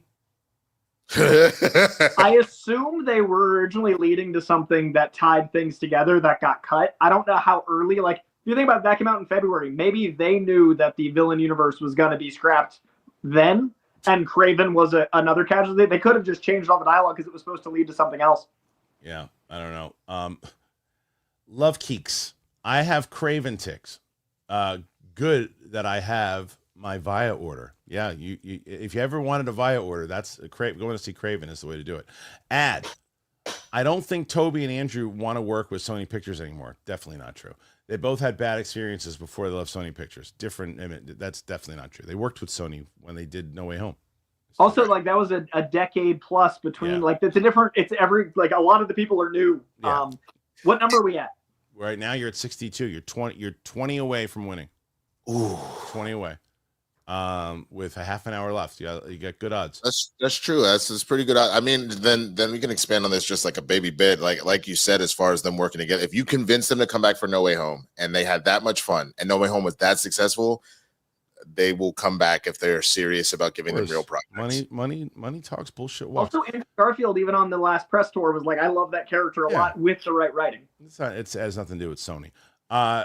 Clip Champ Razor would pay to see Kristian Winston and Coy play a session of D&D. I'd be lost. I wouldn't know what the hell was going on. Oh, dude, it's so easy. I would happily walk you through it, and it is hella fun. Honestly, considering that you the big balls and all your Arnold stuff, dude, you would have the time of your life. I don't discard it. I'm sure it would be great. I'm sure like if it was 20, 30 years ago, if I would have gotten into it, I'd been like, I would have loved it. And from everything that I hear about it, it'd be great. I just, timing wise and all that kind of stuff. Yeah. Black Green Canvas. Imagine Boyega confirming his return to Star Wars with a celebration with Ridley on stage. Lights turn off. We see a lightsaber ignite, revealing it's Boyega holding it. Crowd goes nuts. I mean, you could put anybody with a lightsaber at Star Wars Celebration, and Pauly Shore could walk out with a lightsaber, and the crowd would go nuts at Star Wars Celebration. But like, if the question again is, what I would want to make sure with Boyega is who's directing it for him, who's writing it for him. Are they going to waste him again? So I would not be one of those people cheering until I find out who's directing the guy, because he was a great talent that was just wasted in those movies. Go ahead. I can't think in modern era of a more wasted character and actor than Boyega Yeah. in Star Wars. Well, they had him. They had a shot. His arc in Force Awakens, like, okay, here you go. You get here. Okay, now where are we going? And then Ryan Johnson goes, nah, we're going to take you back to the same place that you were. And then JJ in the third one goes, well, I don't know what to do with you now. So we're just going to kind of put you running around the background. You have a secret you're never going to tell, Ray. I'd argue he's the Henry Cavill and Ben Affleck of Star Wars. Yeah, well, Wow. I think they had more. I think they had more to do. I think they had more, but I'd say he's up there with like the modern day, like, man, what could have been. Yeah, well, that's true. John Ashford, what if Eve Carlo in Penguin was Clayface in disguise already? Which one is Eve Carlo again? His girlfriend. The last name Carlo is Clayface's last name, and Right. you could argue the last scene in Penguin, she looked more like his mother than his girlfriend, which was a psychological like commentary on like what he needed. But it is an interesting idea of having someone be able to mirror and look different in natural ways as Clayface. Film Feast, Darkseid, Legion of Doom, Anti-Monitor, or Brainiac for DCU's first big bad. Didn't Gunn say they're really not diving into a first big bad, right? Or I guess he didn't say that. He said a collective story. So who would be the first kind of big villain out of all of them? I'd probably say Brainiac, right? Well, you said Brainiac, Darkseid, Anti-Monitor, whoever that is, Legion of Sure. Doom, Darkseid. Legion of Doom and Anti-Monitor, and it has to be Brainiac because all three that aren't Brainiac, Darkseid is a lot of times Endgame. Anti-Monitor is hardcore Endgame because that's Crisis stuff, and then Legion of Doom, you have to build out enough villains for that to be a thing. So no, Brainiac for sure. If those are my four options. Okay, Brooklyn. Everything been said. Brooklyn, Pink Hearts, Yellow Moons, Green Clovers, and Orange Stars. The Leprechauns on acid.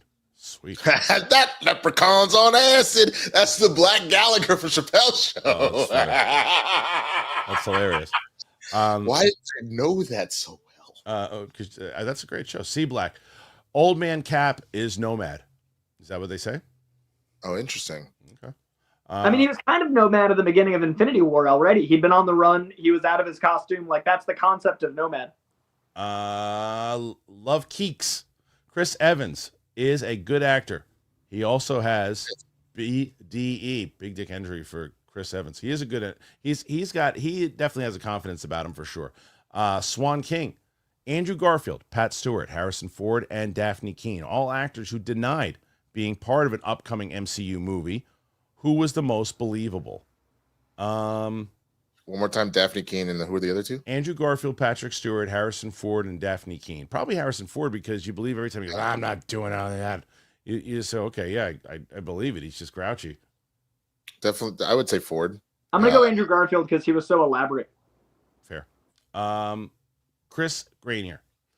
Kristian scared off, yelled at anyone in the chat today. No, not today. You guys know what's been going on the last like at least 2-3 weeks. I've seen someone in the chat read it out of context, called the person out, and then have to apologize to him. We did that to at least 2 commenters and then 1 news reporter. And well, you know the news reporter story. Yeah, I forgot about it, but in context, I don't. Oh, you did not know this? Oh, you didn't. Okay, yeah. It was Wilding, right? Yeah, Josh Wilding. So basically, what happened was Wilding was they covered the story that we did on Jeremy Allen White. So So basically, I'm reading the story, and I'm like, okay, so he doesn't credit that he said it on the Kristian Harloff show. So I'm reading. He doesn't give it to Jeff Snyder. Doesn't do anything. And then clear as day, he absolutely gave us credit. So I kind of said, show some class and done this and that. So that was one thing. Wait, I kind of do remember that. I didn't know it was about the Jeremy Allen White story, but I remember you were reading it. No, it wasn't Jeremy Allen White. It wasn't Jeremy Allen White. It was the Frank Grillo one. That's what it was. Yes. And you're like, she's not going to see the Kristian Harloff show. Show some class. Yeah, you were on the show when we did it. So it was that one. Yes. And then there was a commenter. And then yesterday there was a guy who was basically, there was somebody who made a comment and this guy was being sarcastic back and go, what do you want? Isn't this a movie show? It's not, what are we talking about UFOs? And he was being sarcastic and I called him out. So like, I'm not doing that anymore. Now what I realize that I'm doing, I'm just deleting the comments and blocking them. And then if I do it by accident, I'll unblock them. So there you go. So no, not today. I didn't do that. All right, guys, you're getting close. Almost at 70. Ian Davis. Tangled is my 2-year-old daughter's favorite movie. Good movie. What would be your casting pick for the live action one? Also, I have no idea why they are doing Lilo and Stitch. That one's way too cartoony. You could almost do like an ET version of it if you know, like and it could be pretty sweet if they do it. I'm hoping that it's going to be good Lilo and Stitch. As far as Tangled, I don't know yet. I mean, I don't know yet. Could you do is Ariana Grande too old at this point to do it? No, she could do because Ariana still looks like kind of an ambiguous age of like youth. I think she could do it for sure. What do you think, Coy? I like that pick a lot. Zach Levi as the guy that Zach Levi voices. That'll go well. Jedi Master for life. Hey all, Winston, wondering what your thoughts are on Dragon Ball Daima? Oh, Daima. Yeah, I honestly, I'm really enjoying it a lot. I'm having fun with it. I won't lie that I was hoping to get the Morrow arc out of Super versus this, but hearing kind of the story of what was happening, where there's supposed to be a little side thing, Toriyama got really excited about it, RIP. And so they were like, let's flush this out a little bit more. And it's actually been really interesting to get more info about the Supreme Kai, more info about Majin Buu, like all that kind of stuff. So I'm having a good time with it. I want to see where it ends. I just hate that it's not getting advertised very well. So it's not doing the numbers that they were hoping. Anthony Ka, would you like Grandmaster Grogu in a new trilogy? Grogu again in a trilogy? No, I wouldn't. Love Keeks. Via gummies and vapes make video games better. Facts. GCOLBYP. Who's an actor you think is better than people give them credit for? For me, it's Ryan Reynolds, especially in movies like Buried and The Voices. He's not Deadpool in every movie. I said it yesterday. I'll say it again. Adam Sandler should be in way more dramas. Yeah, I agree with that. I think that's an excellent choice, to be honest with you. Somebody else that doesn't get the credit that they deserve. I think he's starting to, looking at both Cena and Batista. I think they still kind of have this, they're wrestlers that are trying to cross over type situation. And I think maybe part of that comes from the fact that like The Rock, a lot of times feel like, even though he became the biggest movie star in the world, was playing The Rock a lot of the time. Yeah. But both of them are coming into their own in something really special. So I think probably the two of them. I totally agree with Ryan Reynolds because I think comedy is like some of the hardest, and he's a good dramatic actor, as the points you mentioned. I think Ben Foster is slept on. He is. Yeah. Your name. I think Jonathan Tucker is one of my favorite actors that I hear no one really talk about outside of TV. And then I think Rooney Mara, if she wanted to be, would be a household name, but I don't think she wants to be. I think she's excellent. We also forgot about Pauly Shore. All right, and Pauly Shore. Jedi Pauly Shore. There, right. Jedi Master for life. I'll do money. Yeah, I think he's all right. Tuning in late, so I don't know if you've already spoken on it, but what are you guys' thoughts on James Gunn saying they are world building, not story building? So I think we did discuss that last week, or we discussed it. I definitely discussed it on a show. I don't know where we discussed it. We did, right? Yeah. Mm-hmm. But I mean, I think that's the way to go. Yeah, we absolutely talked about it in the show. I think that is the way to go because you don't want to build out a big, old, epic storyline that's already been done a million times over. I think that's the way to do it. But Coy, you kind of gave your thoughts on it last week, but to summarize it real quick. I think that it's really important to have individual stories be told, and that is world building. And a story building would be what's the next thing? What's the next thing? I'm really sick of everything at Marvel having to be what's next. And it was really weird. I foolishly read some of the comments from last week, and everybody was like, "Oh, he just hates Marvel now." I was specifically talking about one element of Marvel that's more about the fan reaction, the actual storytelling. I think it's really not good for any story to be beholden to what's next if you're not focused on what's present. I love what the MCU is, and I love that it's so cumulative, but it's not healthy for the individual properties to be beholden to what's next because then the creators can't make their own stuff. So this prevents that, and I think it's a healthier way to make art. An easy way to answer that, especially with people with the comments. Let me ask the two of you, what would you argue is probably the most successful phase of the MCU if you had to take a stab at it? 3. And I'm not even talking straight up. I can go look at the numbers. Two. I'd say 2. Winter Soldier, Guardians. Wait. Okay. It was 2 Infinity War and Endgame?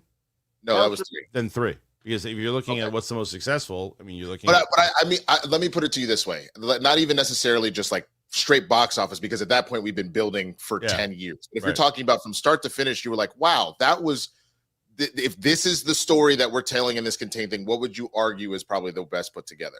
3 then, because it's got because it's still say 3. Yeah, because it's got which is Yeah. fair. But what the thing about that was interesting is that even if there were continuations with, say, a Civil War, you got Doctor Strange, which was pretty good, Black Panther, which was great. People didn't necessarily like Captain Marvel, which is fine. But most of that is, here is the comic run for Black Panther. We're telling this story about what was going on with Killmonger. Here is the comic run for Doctor Strange. We're telling this story about his origin and dealing with Dormammu.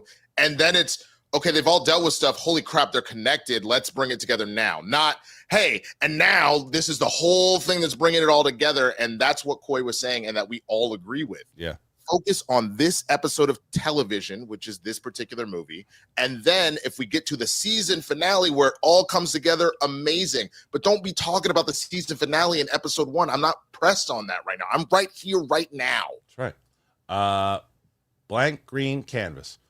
Comic book movie roles that you would cast the Wicked 2 leads as. I think Cynthia Erivo for Storm would be interesting. I could see that. That's actually not bad. Should also probably be able to do the Cynthia action. Erivo for Marrow. Yeah. I would agree with you if I knew who Marrow was. Jeff Goldblum's already in it, so we can't do that. Just the 2 leads. Oh, specifically with Erivo and Ariana. Ariana, we talked about her maybe as Dazzler. Before. She's probably, I think, much better Dazzler than Taylor Swift. Yeah. But the question is if she'd want to be. All right, guys, you are 10 away from a win. 10 away from a win with 15 minutes left. Hey, guys, y'all, we were so close last week going into my birthday. My birthday was actually this week on Tuesday. 10 questions. We could do 10 questions in 15 minutes. I believe in y'all, man.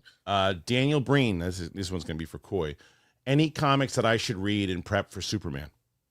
I would recommend Superman for All Seasons, an incredible Jeff Loeb Tim Sale run. The people that did Batman Long Halloween, which inspired a lot of Batman. It's a really iconic, incredible story. All-Star Superman, Grant Morrison and Frank Quitely is actually the art James Gunn has already used in advertising his Superman, so absolute must-read. I would also recommend Superman Up in the Air, this great Tom King run that kind of feels similar to the Supergirl movie they're making, so it's kind of a nice tie into the universe. Those 3 I would launch with. Okay. The Cali Kid. Go see Honora. It's the best movie of the year. I started it. Can't confirm or deny that because I got 5 minutes in, and then my 13-year-old walked in. I go, well, can't watch the stripper movie, so I turned it off. I liked Honora. I did not put it in my top 10. I know a lot of people did. I liked it. I didn't get the same out of it everybody else did. I enjoyed it, though. I'm going to check it out. I'll let everybody know soon. Simon Section. I do remember in the Cap comics that the Red Skull came back as a clone but had the face of Steve Rogers. Now, Robert Downey Jr. kind of messed that storyline up. I mean, I didn't know if they messed it up. They just maybe sidestepped that they couldn't do it. Yeah. Yeah. I still, that to me actually is still the one great, like, I feel like miss, and like makes me kind of sad that we didn't figure out how to get Red Skull properly reincorporated back into the MCU. He's such an incredible villain. It really seems to be like one of the main foils for Cap. I'm glad you found a way to sort of use him in Infinity War / Endgame, but that was a massive miss for me for the MCU, honestly. That's why I'm worried about Doom, is to me, Red Skull and Doom are 2 essentials. And now if Downey's Doom and Red Skull's gone, like, man, those are anchors. I wonder how they're going to do it. All right. So normally previews will tell you how the movie's going to do, right? So the previews are in for Kraven. How much do you think the previews Kraven made? Coy, you want to start? 7 million. You think 7? Winston?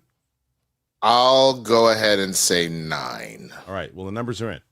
Kraven has earned, by Ed Haskell in a super chat here, 2 million in Thursday previews. Damn, as he wrote. Oh, they're effed. 2 million. They are effed in the A. 2 million is how much it cost for. There's no balloons. Ironic. 2 million is how much the balloons cost to put them in the bag. Yeah, it's bad. It's bad. That's real bad. Oh my God, that doesn't even cover the catering cost. Yeah, I was gonna say that isn't crappy. That's bad. That was Aaron Taylor Johnson's flight to and from the set. C. Black. Oh, Rumor is Franklin is the main plot for Fantastic Four. Coy, give us the backstory of Franklin. Franklin Richards is the oldest son of Sue and Reed. He is a universe creator. He's pretty ultimately powerful. He can actually create universes. So he would be an interesting foil to Galactus. So I can see that storyline working because Galactus consumes universes or worlds, and this could be a way to satiate him. So Galactus could be hunting Franklin. Again, I would love to not know a movie before it's even had a trailer out, but here we are. Julius Wyatt. Didn't think Madam Web had competition for the worst movie of the year until I saw Kraven yesterday. The cartoon cat definitely wrote this one. Yeah, he was retired for a bit, but I think he came back out to write some movies this year. I did the same thing 2 weeks ago. Madam Web was this year. Yeah. Oh my God. And then what's the two that I hear every time say that was this year was a really bad one and a really good one. Anytime I mention Madam Web, that was this year. And every time I mention Dune 2, that was this year. My favorite and least favorite of the year were both the beginning of this year. There you go. So that's a real stink pile. Tyler B. I was a big fan of Mask of the Phantasm. Do you think that we'll ever get animated movies in the DCU or have studios shifted towards streaming TV shows? I think we are getting animated, right? I mean, we know we're getting a blend of formats with Dynamic Duo, which was announced a month or two ago. That's puppetry, animation, CGI. So if they're setting that precedent, I assume we'll get more. Yeah. Jedi Master for Life. This one is either for Coy or Winston. You guys can choose. Do you guys think that we'll see the ventriloquist in the DCU? I see. If you wanted to go supernatural with you said DCU, but if you wanted to go supernatural with Reeves, that is the way to keep it grounded and yet give you some supernatural elements. And you're like, we're not sure, because a lot of times with the ventriloquist, depending on which iteration you're reading, it's that the ventriloquist actually has DID, and so he's making up this whole gangster in his head. And another, the puppet is actually cursed and is forcing the dummy to have to do what he says. So I think that if Reeves wants to kind of push that boundary, that's the way to do it, not Clayface. But I hope we do. I really like that character. There's a recent issue last week of DC Horror Presents with an incredible story of him. And a lot of times it's fun when they start pushing a character suddenly in the comics to relevance again. So I'd love to see it. Unknown. Had the death of Han Solo spoiled for me as I walked to class. When I saw the movie, it took the shock factor out for me. That sucks. Yeah, it blows. Oh, you know what? You just activated a core memory. I actually had Darth Vader being Luke's father ruined for me because I saw Return of the Jedi first, and I had heard so many people. That was just as a kid, my parents didn't push movies on me. I found them on my own, and someone just goes, "Oh yeah, man, you see the new Star Wars or whatever? You see?" And I was like, "I don't. What's a Star Wars?" They were like, "Are you kidding me?" So that was the first one I saw, and then as they were like, "Dad, I was like, oh, is that when every time someone says Luke, oh, damn it." Yeah, so there you go. That's okay. The very, very classy, illustrious Captain Penis is here. And he says, go see Interstellar in IMAX. It's awesome. I hear good things. I could not get tickets. Now they've added, so I want to. It's going to beat Kraven in the theater, I bet you. Buster Barnes, the Barbie 1-minute teaser did release in December before the July release date, so it makes sense if Superman does something similar. It's both Warner Brothers, so it's probably the strategy that was suggested that they said, okay, let's try to do that. And Barbie's campaign is one of the best I've ever seen. Like the way they teamed up with brands that felt actually authentic to Barbie. I hope because it didn't feel like pandering. It felt like these are Barbie brands. So I'd love to see something like that with Superman. Bam 86, defend Reeves Riddler. I liked Riddler. Reeves Riddler? Yeah, I liked his Riddler. As in like, I guess he doesn't like him. I thought he was a great commentary on the current culture in a lot of ways. I thought he was a lot like Jake Gyllenhaal's Mysterio, where it was a commentary on today's villains, which are people that feel othered and ostracized, that don't realize the answer isn't violence, that it is to find your people that aren't violent. I thought it was the exact type of thing we are afraid of the internet becoming. I thought he was a great villain. Absolutely. Love Keeks. I love you. Thank you, Love Keeks. DJH. JAK. Winston gets bit by a radioactive puppy and starts his villain arc. How do you two stop him? Steak. Yeah, I would do it every time. Yeah. I mean, like, I finally could take over. Is that a ribeye? Yeah, that's it. Yeah, I think steak, or like, take him to the park, show him like, peace and happiness. I think just go on a nice little wheat-filled adventure with Winston as a puppy. It's me, Steve. Prediction for 2025. Timothée Chalamet wins the Oscar. Go Eagles. Stop that. I think he's got a shot. What? Heavy for Bob Dylan? Yeah, I think he's got a shot. Have you seen Did it? you already see it? Yeah, I liked it. I liked it a lot. It's probably in my top 10. Wow. I think so. I think so. It might be. But damn, another bio that we had this year, and I just realized this, Kristian, the damn Bob Marley movie was this year. That was February, yeah. That was Amy Winehouse. I didn't see it. No, I don't think a lot of people did. I just know what he did. Yeah. All right, let's see. Next one. Oh, I just had my epiphany. I knew it would happen. I had Usual Suspects ruined for me. Kevin Spacey twist. Oh, that sucks. Don't. I haven't seen it. Don't. Oh, you're lucky. You didn't see it. So you can do it, but I'm just taking my headphones off. You can take it. You're good. Come back. You're not gonna be able to hear us tell you come back. Don't take your headphones. I respect the reflexes. I'm so glad. But you know what also happened is right as you were spoiling it, it jumped in your crappy microphone, so it actually helped. You're welcome. All right, Kristian Shanlate. Any news with Boyega coming back to Star Wars now? No one really knows because we don't even know what the next movie is, right? They don't even know if the Daisy Ridley movie, when that is even happening. So when that happened, he'll return with her, but the question is when. Jedi Master for life. Thoughts on Skeleton Crew? Hoping, honestly praying, Skeleton Crew turns into a Watts Star Wars universe that doesn't connect to whatever mess they've been stewing. I watched the first two. I haven't really been intrigued to watch the third one, but I'll get to it eventually. I really like the third episode. It actually is, to me, episode 3 is better than anything Acolyte touched. And I liked parts of Acolyte. Like the Khmer stuff in Acolyte was the strength for me. And episode 3, I think, is stronger than any of Acolyte. It finally hooked me. I liked 1 and 2, but I really like 3. It's fun. I think Jude Law is a really charming movie star that really helps make it a little bit more elevated than the first 2. All right. Swan King. Comic book question. Helena Wayne, the daughter of Bruce and Selena, doesn't seem like she's acknowledged much in any recent Batman comics or the Batman or the Bat family as much as Damian. Any idea why, Coy? So she is in JSA, the new run of JSA a bit. She's also, like, 2 years ago, she was featured a lot more. She's in some Tom King stuff with, kind of mentioned. But I think it's because Damian Wayne is going to be so prevalent. You can't have 82 Robins and Batgirls and things. Like I've always said, there's too many Bat family members. If you want to care about these characters, you need to focus on them. So I think focusing on Damian Wayne makes a lot more sense than having like all of these kids of Bruce, all of these Robins. Narrow it down, keep it focused. I think a lot of times the character's been around for 70, 80 years. You don't, every time a new writer comes in, they want to add their own stamp to it, but then sometimes that means a new character. And cumulatively, 70 years of characters, you got to whittle it down. So I think Damian's just the focus right now. My one follow-up, isn't Helena like a more recent within the last 5 to 10 years, whereas Damian's been around since the 90s?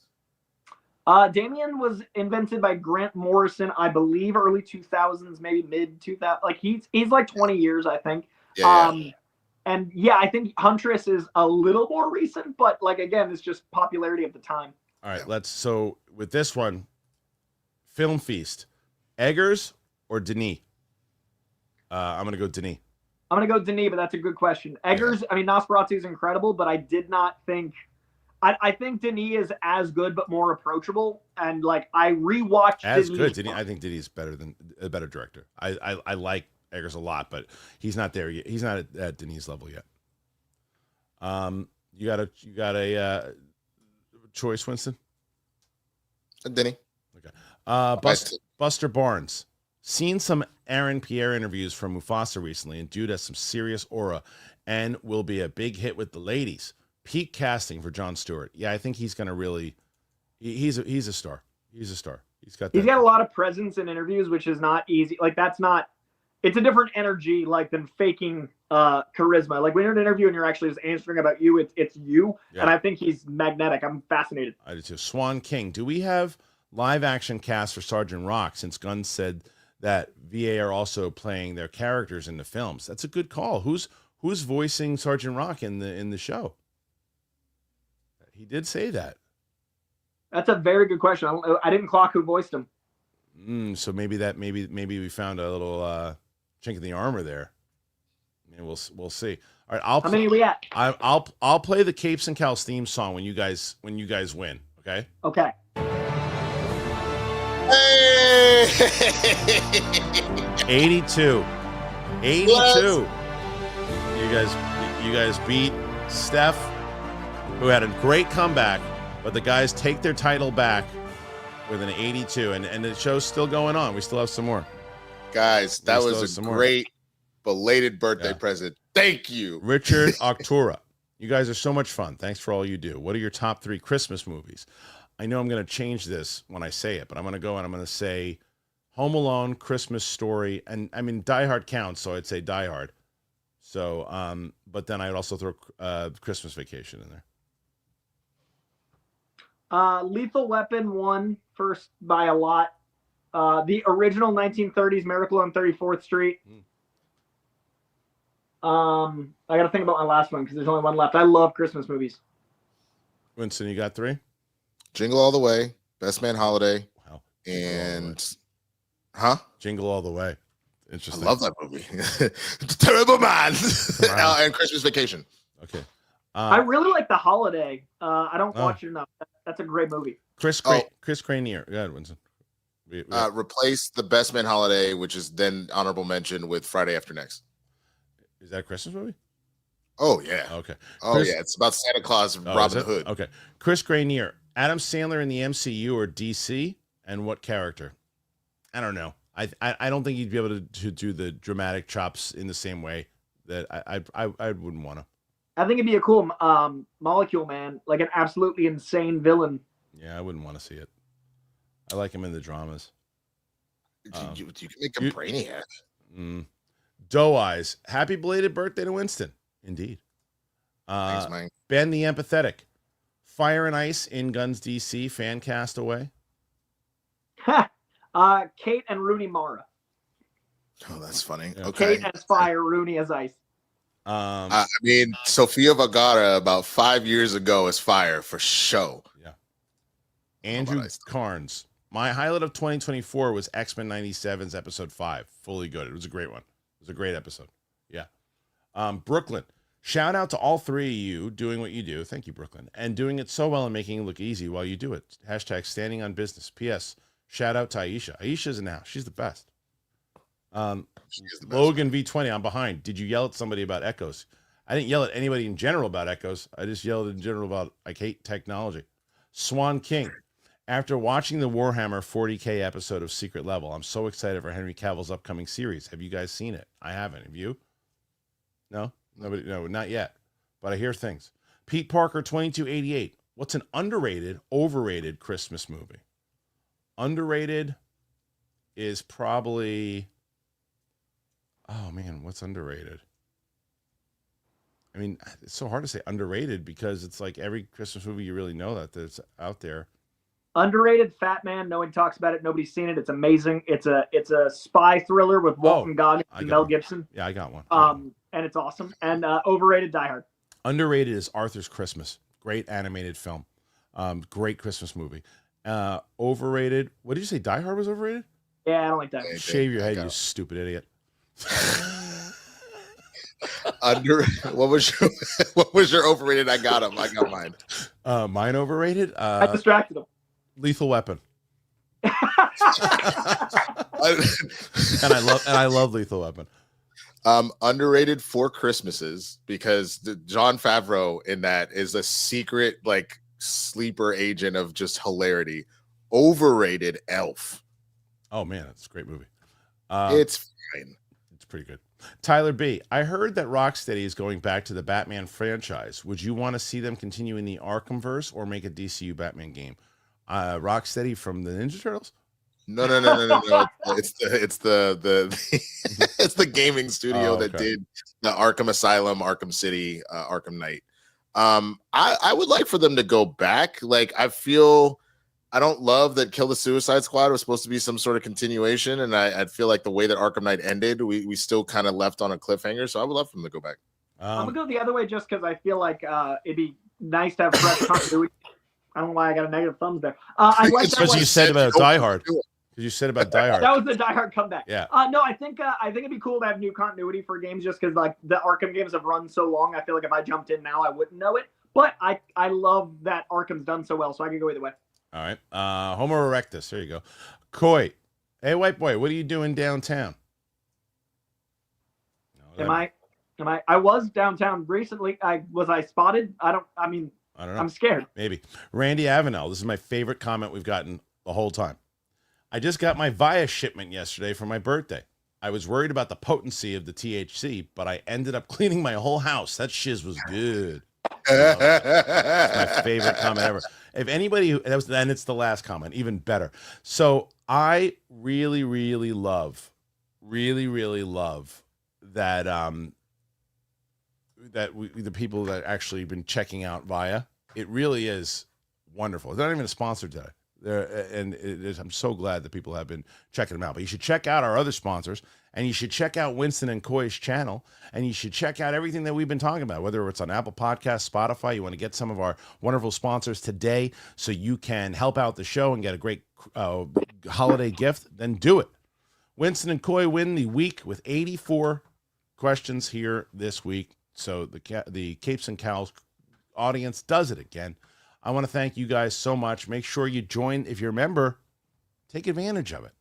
Join us in the live stream today. In just about an hour, we do an exclusive live stream just for you guys. So if you're a member, sign on up. Thank you guys. Really appreciate it. And we will see you guys later. Thank you, Winston. Thank you, Coy. Bye-bye. See you guys on Monday. Bye-bye.